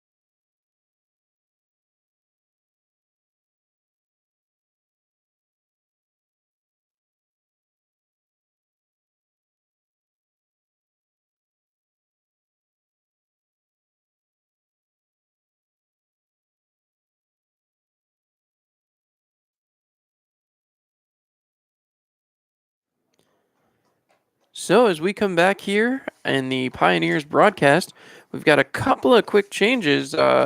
Now playing left field, Nate Wolf coming in for Cross Grundy. So, we will see him in the next inning. And on the mound, Maxwell Barsamian takes to the mound. He's wearing number 17. We'll see what the Pioneers counter with as Brennan Dorigi still standing out there, ready to come to the batter's box. So Max Barsamian throws his final warm-up pitch. And now we'll see if Brennan Dorigi can change his fortunes here tonight. Hasn't had a heck of a lot of luck here. As now he is 0 for 2. Double play hit into back in the first inning that ended that monstrous first inning the Pioneers were having. Seeing manager Matt Birch walking down towards the bullpen may spell the end of the day for Kevin Teshko, so we'll see who the Pioneers bring up next. Brennan Dorigi steps into the plate. See a large hole as the right fielder playing very tight to the line on Dorigi. He takes strike one as Barsamian stepping in. Pioneers have seen Barsamian before. He did pitch back in the first game of the regular season. Barsamian with the firing, strike two, as Dorigi couldn't catch up to that one. Dorigi batting lower in the lineup. He has traditionally been the number 2 hitter for the Pioneers here this season. As Dorigi waits for the next pitch, it's thrown in there. Barsamian a little bit low, 1 ball, 2 strikes. Not seeing any movement quite yet down in the bullpen, so maybe just a casual chat from the manager. As Barsamian winds up and deals, and a big swinging strike as Dorigi goes down on strikes 0 for 3 on the night. Henneman coming up to the dish next. This season, 306 in 12 games with Canisius, including a home run and 2 stolen bases. We'll see what he can do this season. He's already been in a few games. We'll see if he can step up here and make an impact for the Pioneers. You see that crouching position, very hard to miss, as he takes strike number 1. Outside corner, eats up Henneman a little bit there as he comes back into the box. Looking down, waiting on the pitch, and the delivery is a little bit high there, 1-1, as they're checking. No swing there from Henneman. 1 ball, 1 strike. Henneman stepping back into the box. He looks out towards the mound. The windup and the pitch. Big swinging strike number 2. As Max Barsamian has come in and certainly shown some speed and power. Stepping back into the box, Trevor Henneman, as he looks out towards the pitcher. Barsamian gets the sign he wants, winds up and delivers, and that is in there for strike 3. Henneman will take a seat, his second strikeout of the night, as now Zach Granger steps into the box. Granger, 2, has a strikeout on the night. Zach was a 3-year letter winner in the outfield for Horseheads High School, where the team won the 2017-2015 sectional titles and a 2-time All-Southern Tier Athletic Conference honoree. He takes ball 1 there. Granger stepping back in. He will wait as Barsamian gets set. The windup and the pitch. Big swing and a miss there. 1-1. So, a lot of positives here for Geneva so far here tonight. Not too many for the Pioneers. Top of the 6th inning. Running out of outs and trailing by 4 as we see another ball called there. 2-1. Granger stepping back in. He's 0 for 2. He's got a strikeout on the night so far. Granger, the number 8 hitter in the lineup, takes strike number 2. That one right down the heart. 2-2 the count. Granger not wanting to give up anything here. needs to find a way to put the ball in play. As he waits, Barsamian fires one high. That'll be ball number 3. 3 balls, 2 strikes, full count, 2 outs. And the Pioneers trying to stay alive here in the top of the 6th. Granger looking out. Barsamian winds. He deals, and that one is inside, takes the walk, as Granger will stay 0-2, but has a base on balls. That brings up Jeff Mejia, as Mejia heads for the batter's box. Just being a left-handed batter will certainly provide some more competition for Barsamian. Not a ton of left-handed, easy for me to say, not a ton of left-handed bats coming off the Pioneers bench. As Mejia, big swinging strike one there. 0-1 the count. He's got a runner on first. And I say it yet again, the Pioneers with 2 outs have been dangerous all season long. The pitch and low, 1-1 the count. So Barsamian will set.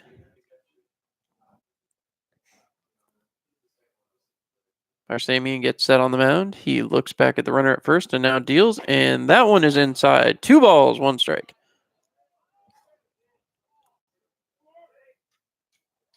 So we've got a 2-1 count as Jeff Mejia looking to get something started here for the Pioneers here in the top of the 6th. Barsamian delivers high again. 3 balls, 1 strike. Runner on first as Jeff Mejia looking to get on. Mejia steps up into position. Barsamian looking in. He winds and deals, and that will be ball 4. The Pioneers now move to first and second, and that will bring up Preston Moore, the shortstop, the freshman from Samford College. They're going to have a conference at the mound here before Moore comes in. Barsamian getting behind here. He got 2 very quick outs and now has put the next 2 batters on. So we look down towards the bullpen down there, not seeing any action for Geneva at this point. Barsamian's game at the moment as the Pioneers continue to trail by 4 runs. 2 runners on base. Preston Moore in his first game with the Elmira Pioneers would love to get something going here. Barsamian has the conversation with the manager and the catcher, and now this will give Preston Moore access to the box. Preston Moore stepping in. He waits. Some conversation here. All right. 2 outs. Moore steps in. He looks out. The pitch and strike number 1. So Barsamian coming right back.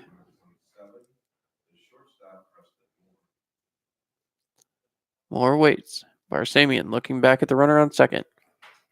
Double takes and now comes towards home. That's going to be ball number 1. Barsamian sets on the mound. He looks in for the sign. Waiting is Preston Moore. Moore waits. Firing in, and that's inside ball. Another opportunity here as Barsamian really has a lot on that fastball. You're seeing it pop the catcher's glove. Barsamian winds and deals. Big swing there from Moore. So you get a strike. And now the pressure on. 2 balls, 2 strikes. Moore set. Looking right out at Barsamian. Barsamian sets and deals. And that one is by Moore, and that'll be a strikeout. 1 for 4 on the night goes Preston Moore. Just had that single back in the first. Has not been able to do anything else to this point. Pioneers will now go back to work in the field. They put up another 0 in their offensive side, and in the bottom of the 6th, the Pioneers will be looking to put up another 0 defensively, something they've done just 1 time throughout the first 5 innings of this game. You're listening to Pioneers Baseball on Mixlr.com.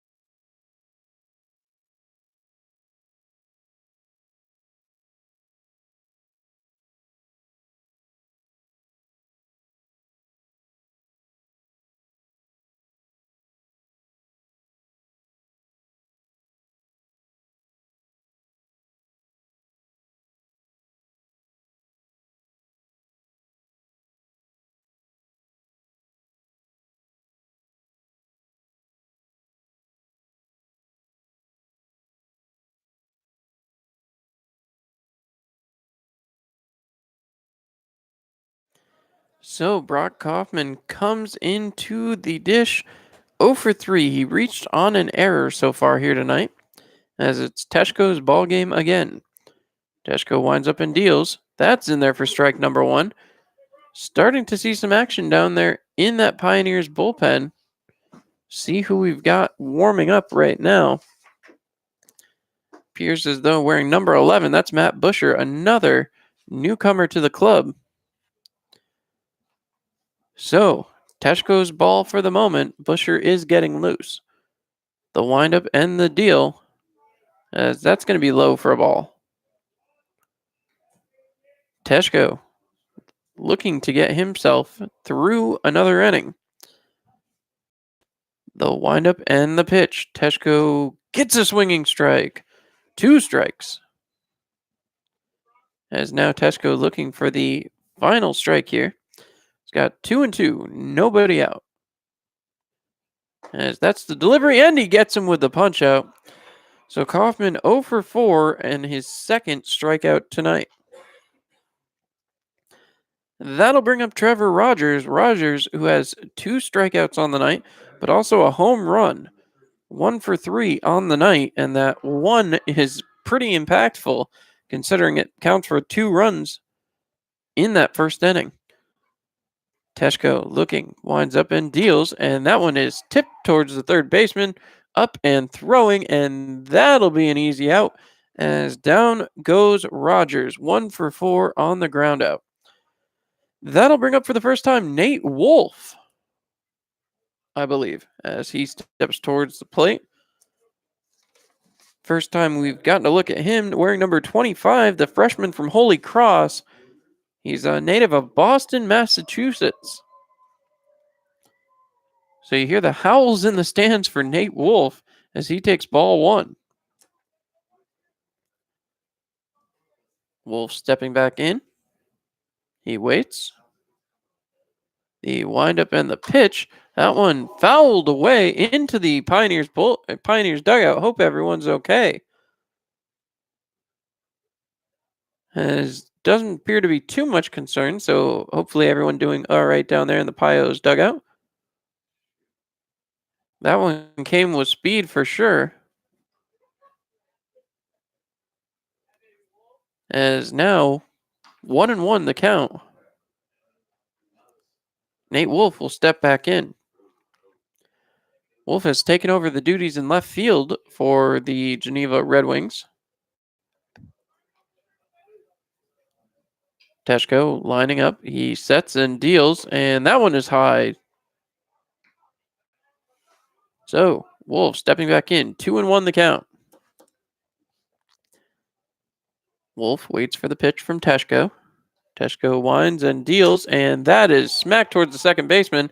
Should be plenty of time here. The throw over, and there's the out. A 1-2-3 inning, and that is what the doctor ordered as the Pioneers put up a 0 spot after 6. 7 for Geneva, 3 for the Pioneers. We'll be right back. You're listening to the Pioneers Baseball on Mixlr.com.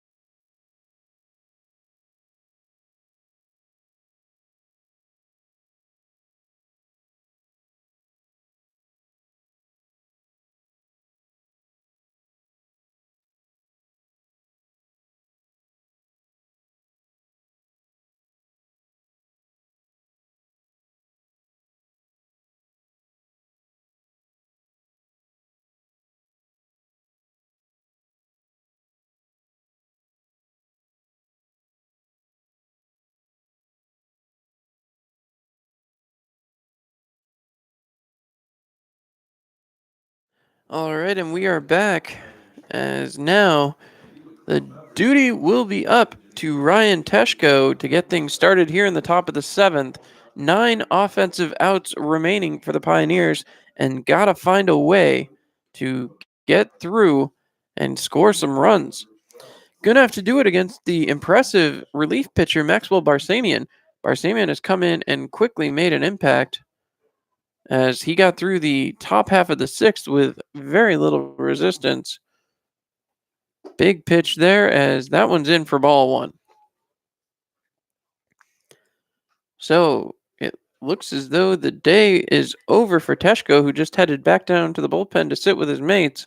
So we should have a new Pioneers pitcher coming in here in the bottom half. Big swing and a miss there from Ryan Teshko. He will remain in his position out there in right field. He's 0 for 2 on the day, has had a base on ball and a strikeout. Looking to find his way back onto the base paths. Big windup and pitch as Teshko takes that one for a strike. 2 strikes against Teshko now. 1 ball as he will look to get things going. Teshko leading off the inning. The windup and the pitch is high. 2 balls, 2 strikes. Nobody out as Barsamian looks down in at his catcher, waiting for the sign. Gets it and delivers. A swinging strike as Teshko will take a seat. 0 for 3, 2 strikeouts on the night. Redding now heads back to the dish. 1 for 2 on the night, base on balls, a single, and a strikeout. As Redding comes into the box, looks out at Barsamian. He would love to find his way back onto the base path. Been there twice tonight. Catcher who really has come through early here. Been a solid point in the lineup. Takes strike 1. This season, Cam has already played 32 games, batting average of .307 and an on-base percentage of .450. Big pitch there, 1-1, as Barsamian couldn't find the zone for a second time. On deck, Trey Harmon, the designated hitter, yet to have an official at bat. 3 base on balls tonight. Redding waits for the pitch. Windup and the delivery, swinging strike 2, as now Redding is on the verge here. 1 ball, 2 strikes. Redding getting back in the box. He looks out at the pitcher. Barsamian shakes off. Now he's set, winds up and deals, and tossing that one in. That one outside. 2 balls, 2 strikes. 1 out. Redding heads back in. Gets into position as he waits. Barsamian looking for the sign. Looks to be struggling to see the sign a little bit. As now Redding steps back in. Barsamian looking down.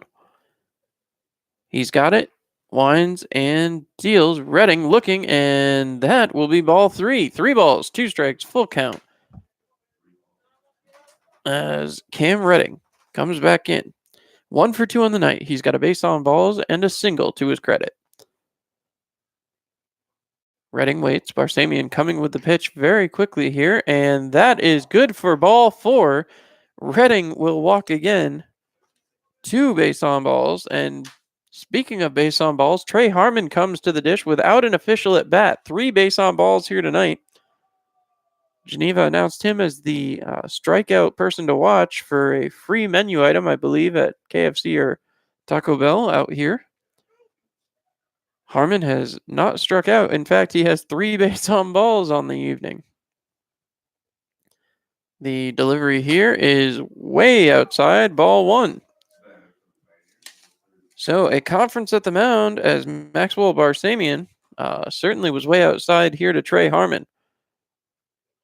Talked about it already quite a few times this year. He was the 2018 Gatorade Player of the Year finalist in Kentucky. Somerset career home run leader with 35 and a 2018 Rawlings Perfect Game honorable mention All-American and Central All-Region first team. The accolades are there. Harmon would love to find a way to get some offense going with one out here. Looking over at Redding on first. Barsamian delivers, and again way outside. 2 balls, no strikes. So, Harmon trying to get things settled out here. 2-0 the count. Barsamian checks over there on Redding. Barsamian having to work out of the stretch again. As that one is popped up back behind first base. We'll see if anyone can get there, and it's going to fall and roll, as that will be 2 balls, 1 strike. That pitch is thrown back in here. 3 fielders chased down that one. Nobody could quite get there. So Geneva will have just the 1 out. 2 balls, 1 strike. Runner on first. Only 1 out. As now, once again, Harmon steps in. Harmon looking in. Barsamian sets back on the mound. He winds up and deals, and ball 3. Harmon 3-1 count. He has 3 base on balls on the night. Harmon looking down. As Barsamian looks in, he's got the sign. He throws, and ball 4. Trey Harmon has now walked 4 times on the night. 4 strikeouts is a golden sombrero. I don't know what you'd call it. Give that kid a new pair of Keds, because I'll tell you, he has walked a lot. Coming up now, Mason Ruhlman. Mason 1 for 3 on the night. Reached on a fielder's choice, had a strikeout, does have 2 RBIs. Pioneers trailing by 4 as that one comes inside on Ruhlman. 1 ball, no strikes. So Harmon has been walked quite a bit. Ruhlman 1 for 3 on the night, hasn't been walked quite yet. Wouldn't mind seeing the Pioneers load the bases here. They do have 1 out. As the pitch comes in, that will be a strike. 1-1 on Mason Ruhlman, the second baseman. Second baseman out of University of Minnesota Crookston by way of Algonac, Michigan. Second season with the Pioneers for Ruhlman. Big swing and a miss, strike 2. 1 ball, 2 strikes, and Ruhlman not able to catch up with that one. See what he can do here. Once again, Barsamian setting up on the mound. Ruhlman waits for the pitch. Comes in and swings and a miss. Strike 3. Ruhlman 1 for 4 with his second strikeout of the night. That'll bring up Brendan Dorigi. Dorigi and Ruhlman both hitting from the left-hand batter's box. And Dorigi would love to get something here. 0 for 3 on the night. He's got a strikeout to his credit, a double play back in the first. 2 outs now, as that one is high, 1-0. Pioneers trailing by 4, runners on first and second. Dorigi up at the dish. Dorigi waits. Looking out as Barsamian delivers, and a big swing and a miss, 1-1. So Redding and Harmon both on second and first, respectively, as once again, Dorigi looking out at the pitcher's mound. The windup and the pitch. Big swinging strike 2. 1-2 the count. As Brennan Dorigi trying to find his way to get some contact and get things moving in this ball game. The Pioneers trailing by a 4 spot. The pitch here from Barsamian, and that one is in for strike 3 looking. So Dorigi goes 0 for 4. Second strikeout of the game. The Pioneers put up another 0 in the 7th inning.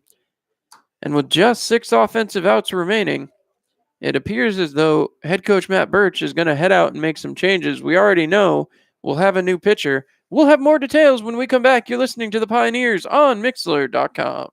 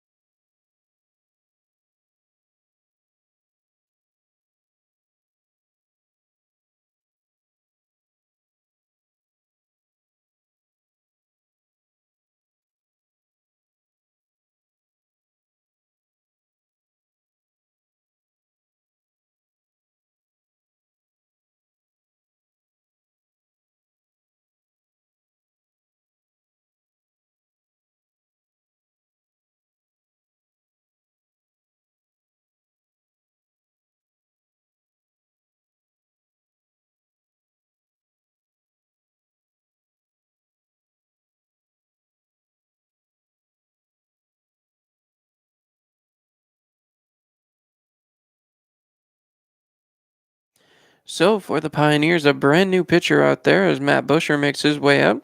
The 6 foot nothing, 200-pound right-hander pitch from Old Dominion University.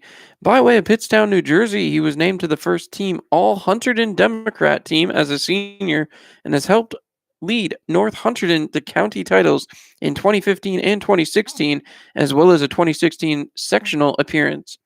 Was also a standout football player during his prep career, named the Hunterdon Democrat Football Player of the Year in 2016, and was a third-team All-State selection in 2017. Matt also helped lead New Hampshire to a 2018 North 2 Group 4 football state title. So, we will see what can happen here as number 6, Brendan Cooper, who's 3 for 3 on the night, has to face a brand new pitcher. Busher sends one in. That one hit the batter, I believe, so that is fouled right away. 1 strike, no balls. So Busher will come back out here, trying to get something together as the Pioneers continue to trail 7-3. There's another attempted swing, and the foul ball makes it 0-2. Busher heads back to the hill here and continues to look. We're seeing some action down there in the Geneva bullpen now, too. Big windup and the swing and a miss. Strike 3. So Matt Busher comes in and breaks the perfect day for Brendan Cooper. Moves to 3-4 and gets the strikeout. Next up, Daniel Sperling. He's been hit by a pitch. 1 for 2 on the night. Does have an RBI. So Busher trying to make quick work of this bottom half of the 7th inning. Big strike there as Busher gets ahead of things. Winding up again is Sperling at the plate. Busher winds and deals as that one is in there for a ball. 1-1. Not so good so far here for Elmira as they trail by 4 runs, but that is easy to get back if they come in and can find a way to get some hits. 2-1 the count now. As Busher comes out, he got through his first batter with 3 straight pitches and now having a little bit more difficulty here. The delivery, and that one is in for another ball. Not the count you wanted to see, as Busher coming into the game, making his first appearance as a Pioneer. He joins his teammates, the Teshko twins, from Old Dominion University. There's a strike. So, that should knock the count full here, as it's 3 balls, 2 strikes, and hopefully Busher can get one more across here. There's the pitch, and outside, ball 4. So Busher walks the second batter. He faces Daniel Sperling. So Sperling will remain 1-2 on the night. He was hit by a pitch back in the first, and now he has walked here against Busher. Logan Kellerman comes to the dish next. He's 1 for 2 on the night, has a strikeout, a single, and a base on balls. Kellerman waiting, is looking in as Busher finds a spot on the mound, sets and deals. That one is in there for ball 1. Busher getting back here on the mound. He waits for the sign. Gets it. He winds and delivers. This one popped up towards the right field foul line, and that will get down just there near the Geneva bullpen. So, the strike will count as Kellerman, the umpire, looking for some more baseballs. Busher steps back on the rubber. He looks in.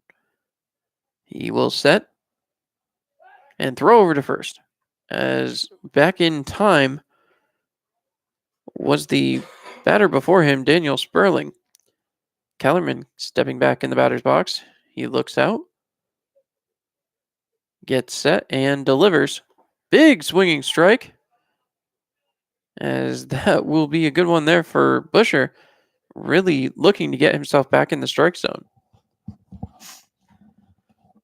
So you see the umpire looking for more balls. Again, we want to thank everybody who's tuned in here on youtube.com and listening live on mixler.com. Your home for Pioneers baseball all season long. Busher looking down. He throws back over to first again, and again will not be in time. So Busher back on the mound. Looking in as we're in the bottom of the seventh inning. Pioneers trail 7-3. There's the pitch outside. As Kellerman stretches himself out, looking out towards Busher at the mound. 2 balls, 2 strikes. Kellerman waits. Busher's setting and deals. That one popped out there as Redding couldn't keep it, and it did roll back out in front of the plate. So 3 balls, 2 strikes, full count, 1 out. Busher heading back to the hill.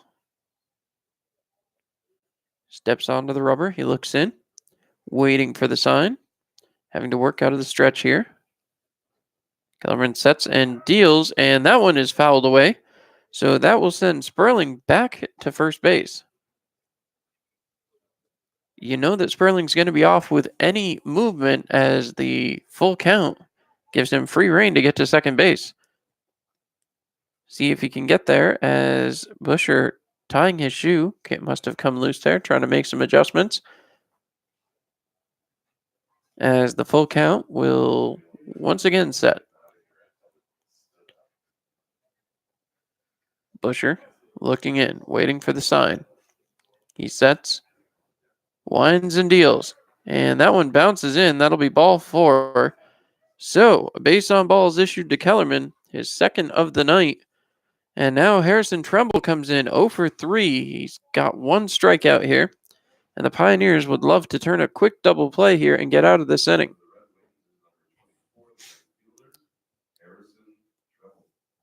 Tremble stepping in as Busher looks in, takes the sign, looks back towards second, and Busher will deal. That one's in there for a strike. 0-1 the count. Runners on first and second. Only 1 out on the books. Busher waiting. Looks back towards second. He sets and deals. That one's outside. 1 ball, 1 strike. As the Pioneers continue to look for answers. Busher sets on the mound. He looks back towards second. Now he sets, delivers, swinging strike. That'll be 1-2. Treble 0 for 3 on the night. He's got a strikeout to his credit already. Treble 1 ball, 2 strikes. As Busher sets, looking back towards second, he delivers and swinging. That one was fouled away, so count will remain, and the Pioneers will again try to get this third strike. Treble not having a game to remember thus far.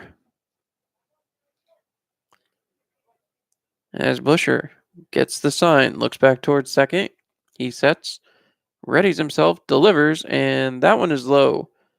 So 2 balls, 2 strikes, 1 out. Busher heads back to the mound. He's got runners on first and second behind him, only 1 out. Would love to get out of this inning painlessly if he can. The windup and the deal. This one's grounded towards the first baseman. Turn towards second. The ball is caught and played there by the second baseman, but they'll only get 1, as that does not turn the inning card over, but it will turn the lineup over. Treble will go 0 for 4, reaching on choice up Brainy Rojas.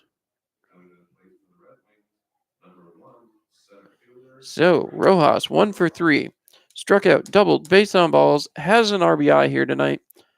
The Pioneers still looking to get back into it. They need to get Brainy Rojas out here, and that one falls on the shoulders of Matt Busher. Busher looking in. He comes set, throws, and that one is in there for ball number 1. So, Busher looking back, making some adjustments as he steps back on the mound. He looks in for the sign, looks over towards first, sets, deals, and that one is fouled away. 1 ball, 1 strike. As this one will be thrown back towards the catcher, and he will hand off to the umpire. Busher still adjusting that uniform out there, just cannot seem to get comfortable on that mound. As now he looks back in, steps on the rubber, and will look for the sign. He awaits, sets, and rocks into motion, delivers, and that one is in there for ball 2. 2 balls, 1 strike. Rojas looking to drive in that run from third. Pioneers looking to keep any more runs from crossing the plate. Want to thank everybody for tuning in again on Mixler.com and YouTube.com. As the runners are off, this one popped towards right field, and that one is an easy catch there.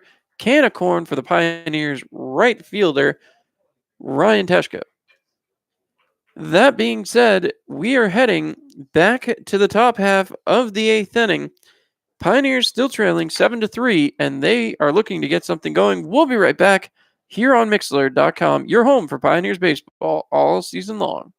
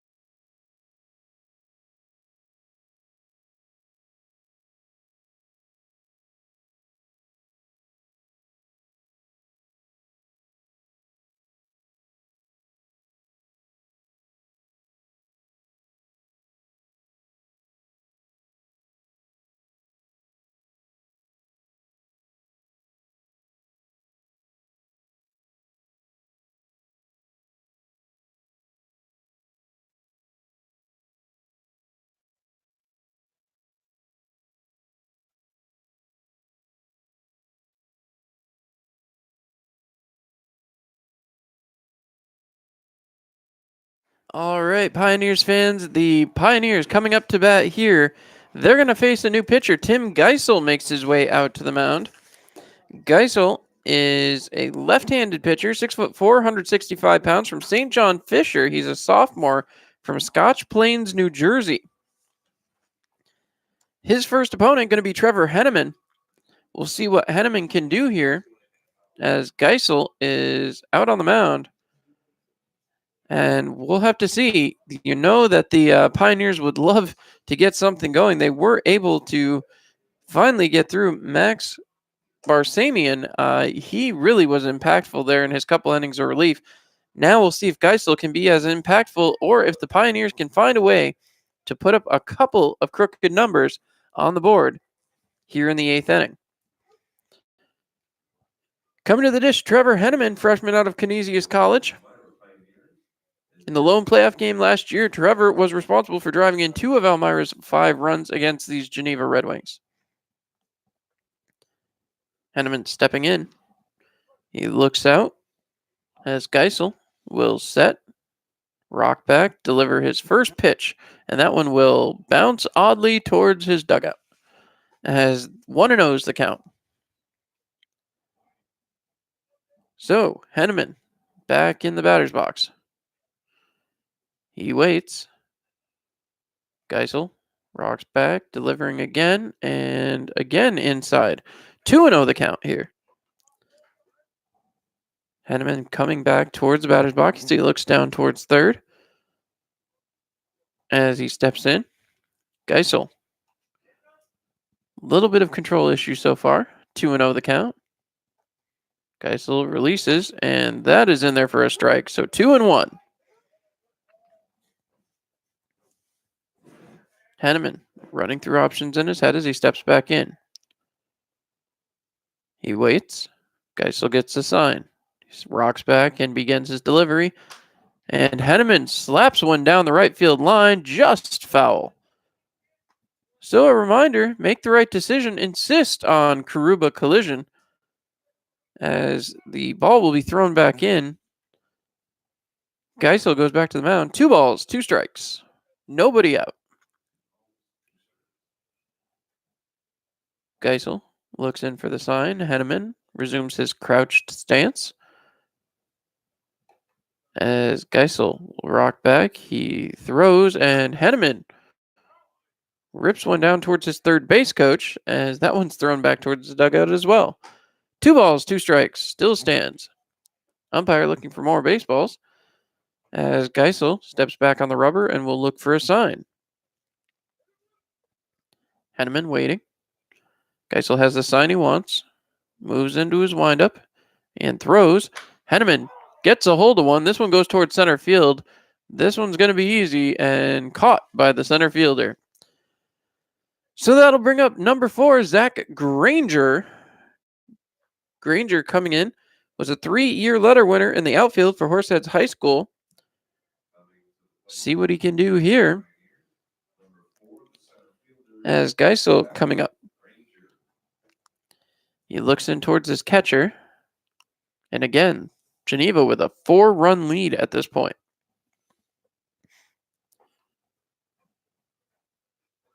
Geisel winds up. He looks in. And the pitch, that gets in there for a strike.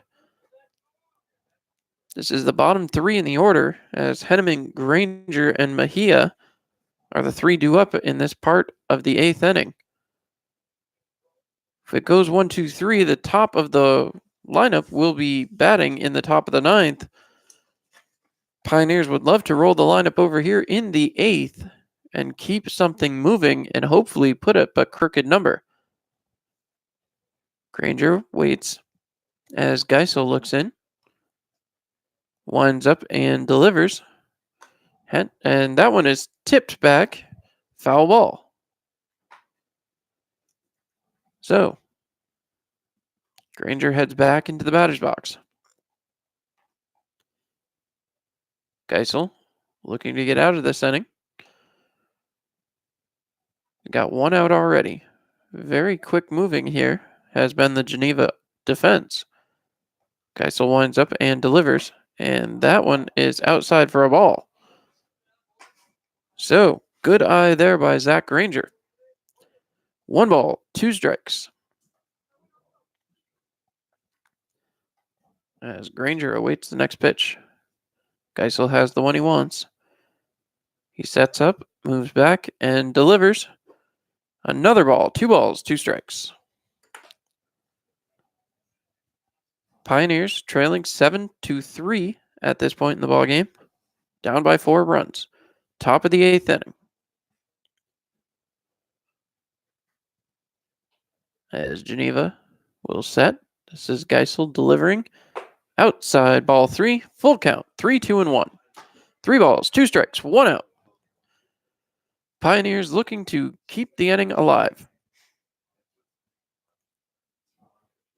Granger waits. Pitch is incoming, and that one is fouled back, as that will keep the count exactly the same as Granger keeps himself alive. Granger awaits the next pitch. Geisel really having to battle here. Pitch incoming. Granger waits. He hops on top of that one and drives it foul. So, already moving things along here. Granger continues to battle. You like to see that out of the bottom part of the order. Granger waits as Geisel delivers. Granger now gets a hold of one, puts it into the outfield. We'll see as the center fielder runs over to grab it, and he gets there. That was an easy one for Brainy Rojas, as again, Granger will go 0 for 3 now, as he only has the walk on the day. So that'll bring up Jeff Mejia. Mejia has not had a great day. Does have a single to his credit so far. Mejia looking out. Geisel begins his motion. Deals, and that one is in for ball one. 1-0 the count. Pioneers trailing by 4 here, top of the 8th. Down to 4 offensive outs remaining. Pitch is delivered and swatted back into the parking lot. Just a reminder to make the right decision. Insist on Karuba collision. As now, 1-1 the count. Mejia waiting. The pitch delivered by Geisel. That one fouled again back into the parking lot. So another reminder to insist on Karuba collision for all your automotive needs. As Mejia comes in. 1 ball, 2 strikes. Geisel getting ready. He winds up and delivers. That's going to be high for a ball. 2-2. As Mejia steps back into the batter's box. He waits. The delivery. And Mejia connects on one. This one going right back out to Brainy Rojas. And Rojas had a busy inning, but he gets all 3 outs against the Pioneers. So at the end of 7.5, the Pioneers continue to trail by 4 runs. That will bring back up the Geneva Red Wings, and they will try to add in a few more runs here, trying to add some insurance. We'll see. Geneva's got another pitcher up in the bullpen. You're listening to the Pioneers on Mixlr.com.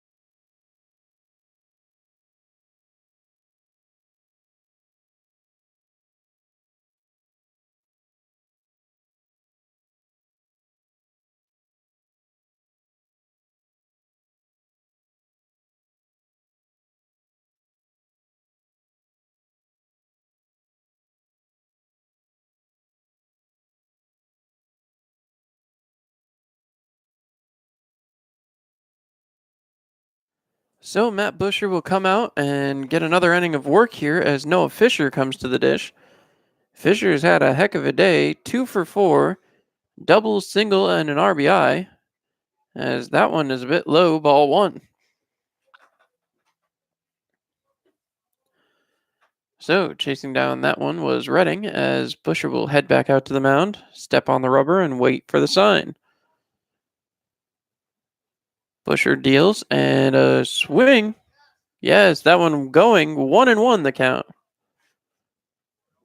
So ball and a strike so far here for Busher. Busher winds up and will deal again. That one outside, 2 balls, 1 strike.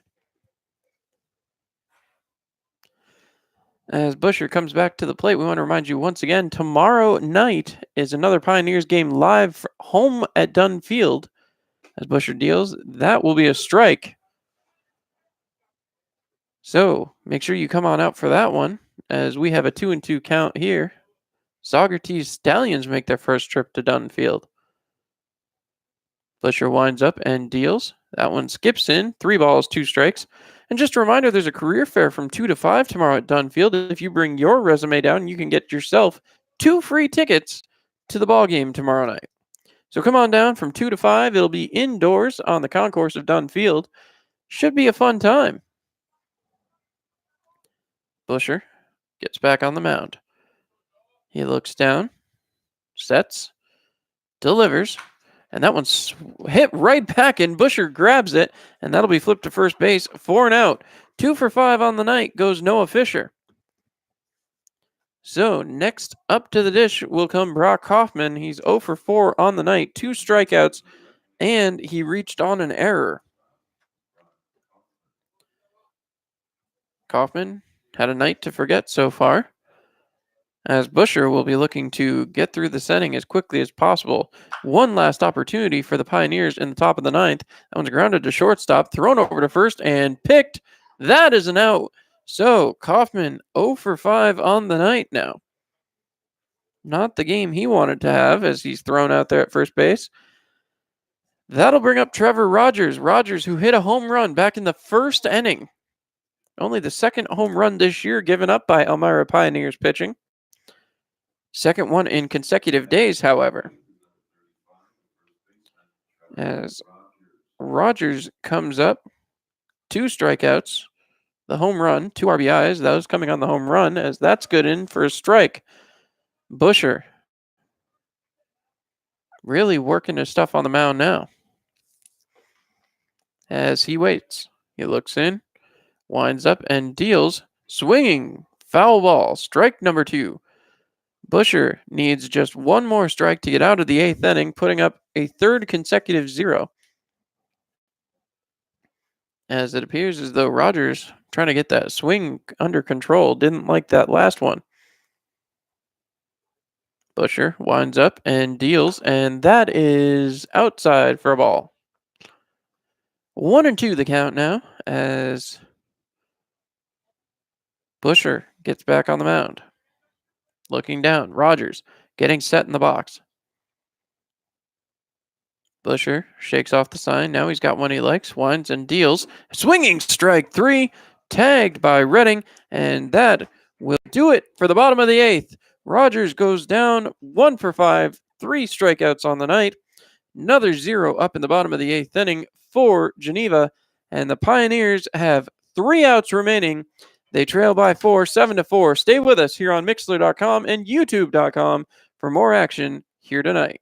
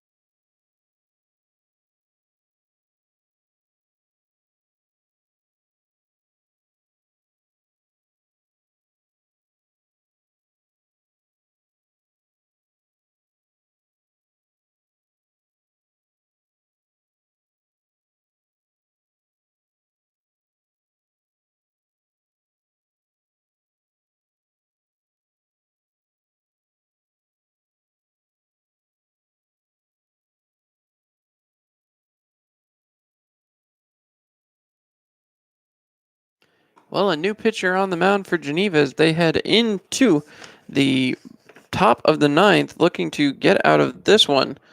As Jacob Mazer, the left-handed batter, right-handed thrower, 6'1", 205, Lemoyne freshman from Chittenango, New York, takes to the hill. And he will come out in the top of the 9th, looking to close things out for Geneva as they look to score some opening day retribution from their first loss of the season. Of course, the Pioneers will respond as well, hoping to close the gap. They trail only by 4 runs, as they will bring up their own response unit of Davis Zur to start things off. Number 21, I believe, is who I see making his way to the dish. We'll see. No, excuse me, 27 making their way to the dish. Preston Moore. So it will stay the same. Preston Moore makes his way out to the home plate.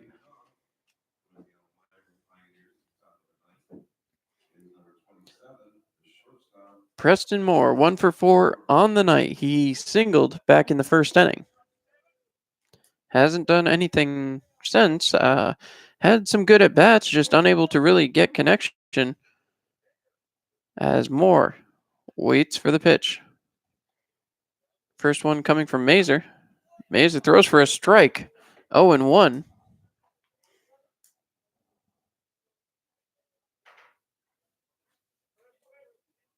As now Moore steps back into the batter's box. He waits. Mazer comes set. He winds up and delivers. And that one is connected with, but back into the parking lot.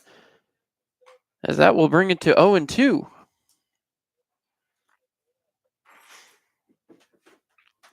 So, Moore stepping back in.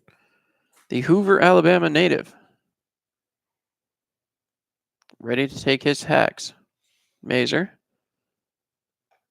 sets and winds up. Delivers. Big contact there right towards the shortstop. And trying to get there is Moore. He gets by, and that one rolls back to the fence. Moore's going to get to second as he slides in. So, that one goes in. Moore, I don't know if he got there, but he gets to second base. So we'll see how the official scoring goes, as that will be marked up as an error. He reached on the error and advanced to second on the error as well. So we've got a 1 for 5 now, as Moore has singled and reached on an error, as that will bring up Ryan Teshko. 0 for 3. He's got a base on balls. See what he can do here. He does have 2 strikeouts on the night. Certainly don't want to see that expanded on any. But a runner at second to start off the inning, trailing by 4. That is what the Pioneers were hoping for. Foul ball back to the parking lot. As again, Jacob Mazer will have his work cut out for him. So, 0-1 the count. Teshko looking for his first hit of the ball game and his first hit in a Pioneers uniform. Mazer looking in for the sign. Time is called by the batter, as Teshko trying to get comfortable up there. Teshko walking back towards the batter's box. He sets. Looking back towards the pitcher. Mazer has a runner on second. Teshko waiting. He swings, and that one is popped up again. Back out of play. Once again, we remind you to make the right decision. Insist on Karuba collision.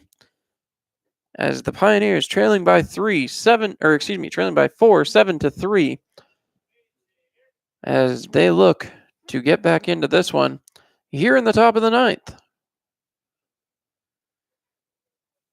The windup from Mazer as he checks the runner at second.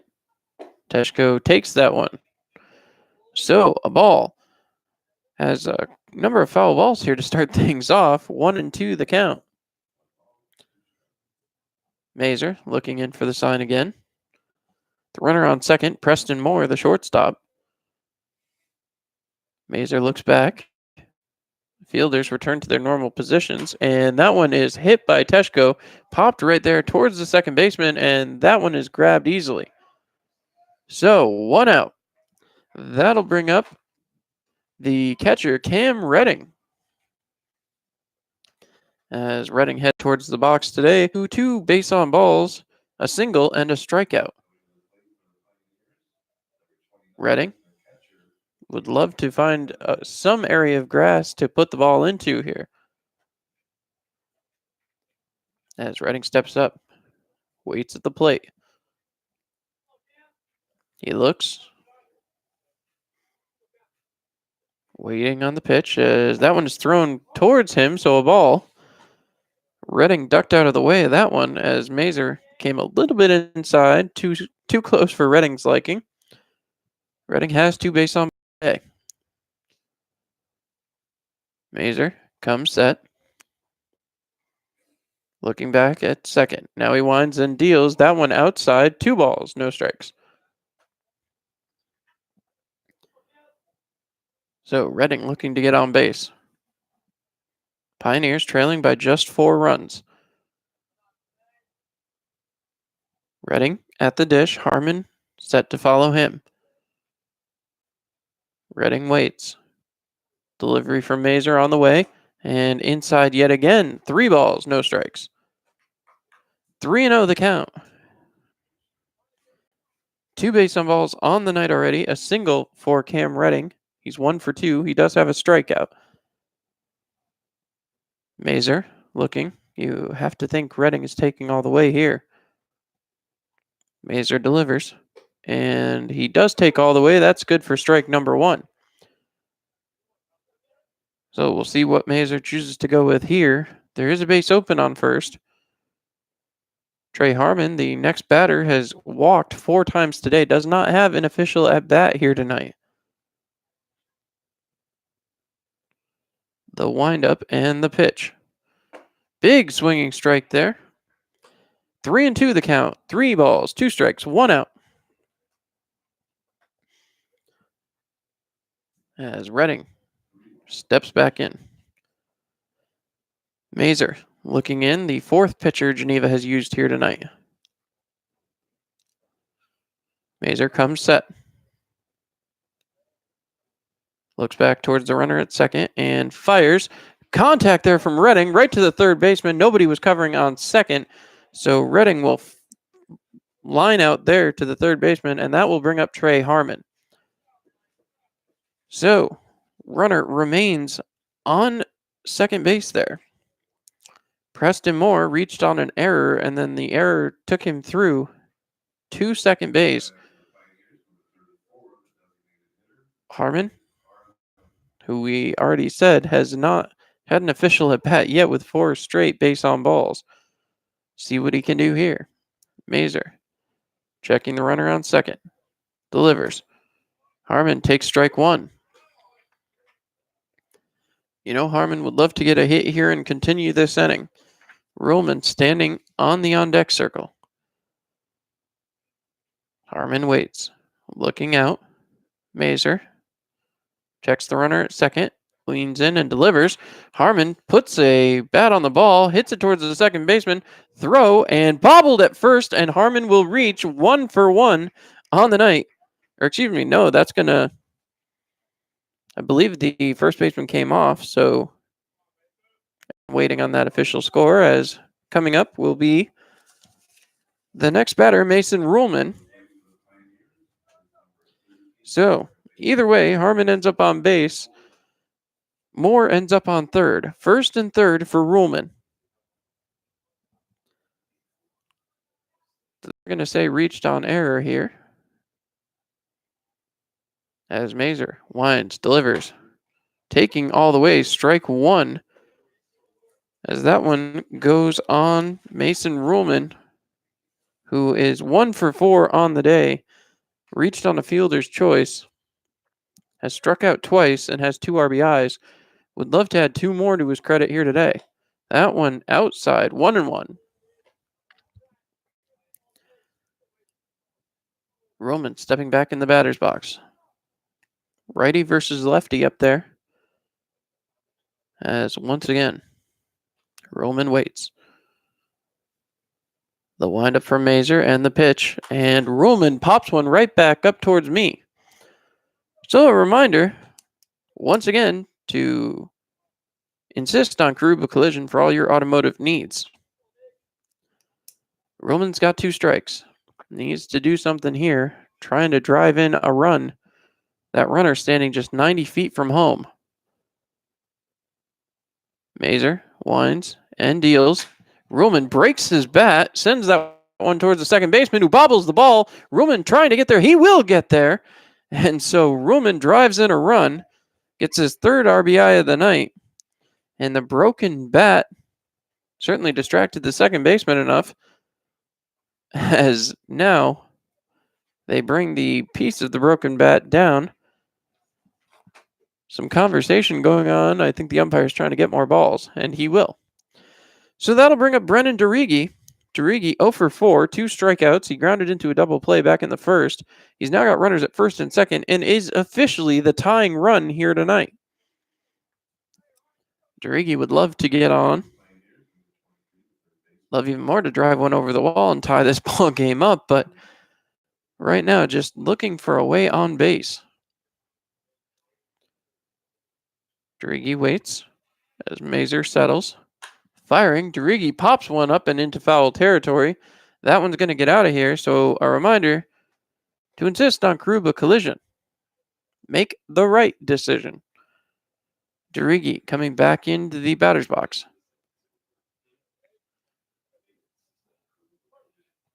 He looks down at Jacob Mazur. Mazur sets. Looks back at the second and throws. That one gets away from him, and this is going to advance the runners first and third now, as Derigi continues to wait at home plate. Henneman on deck. Mazur will head back to the pitcher's mound. 1 ball, 1 strike. Pioneers have tallied a run here tonight in the 9th inning. Would love to get a single here and drive in 2 more, bring them back within 1. That one's high again. Mazur really shook up out there, as now it's 2 balls, 1 strike. Derigi steps back into the batter's box. Mazur takes a deep breath, trying to calm down. He will come set. Looks back in. Catcher positioned inside here on Derigi, as there's the throw in for a strike. So 2-2. Derigi looking for a chance to put the ball in play. He's got runners in scoring position, second and third. Pioneers trail by just 3 runs, 2 outs in the top of the 9th inning. Wind up and the pitch and swing and a miss. No, it falls out of the catcher's glove and didn't even hold on. Wasn't sure what that was all about. The ball fell out of the catcher's glove.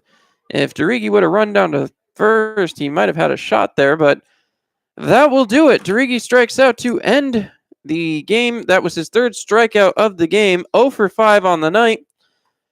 The Pioneers fall again. 3 straight road games, 3 straight road losses. Hopefully we can turn it back around tomorrow night back at Dunn Field.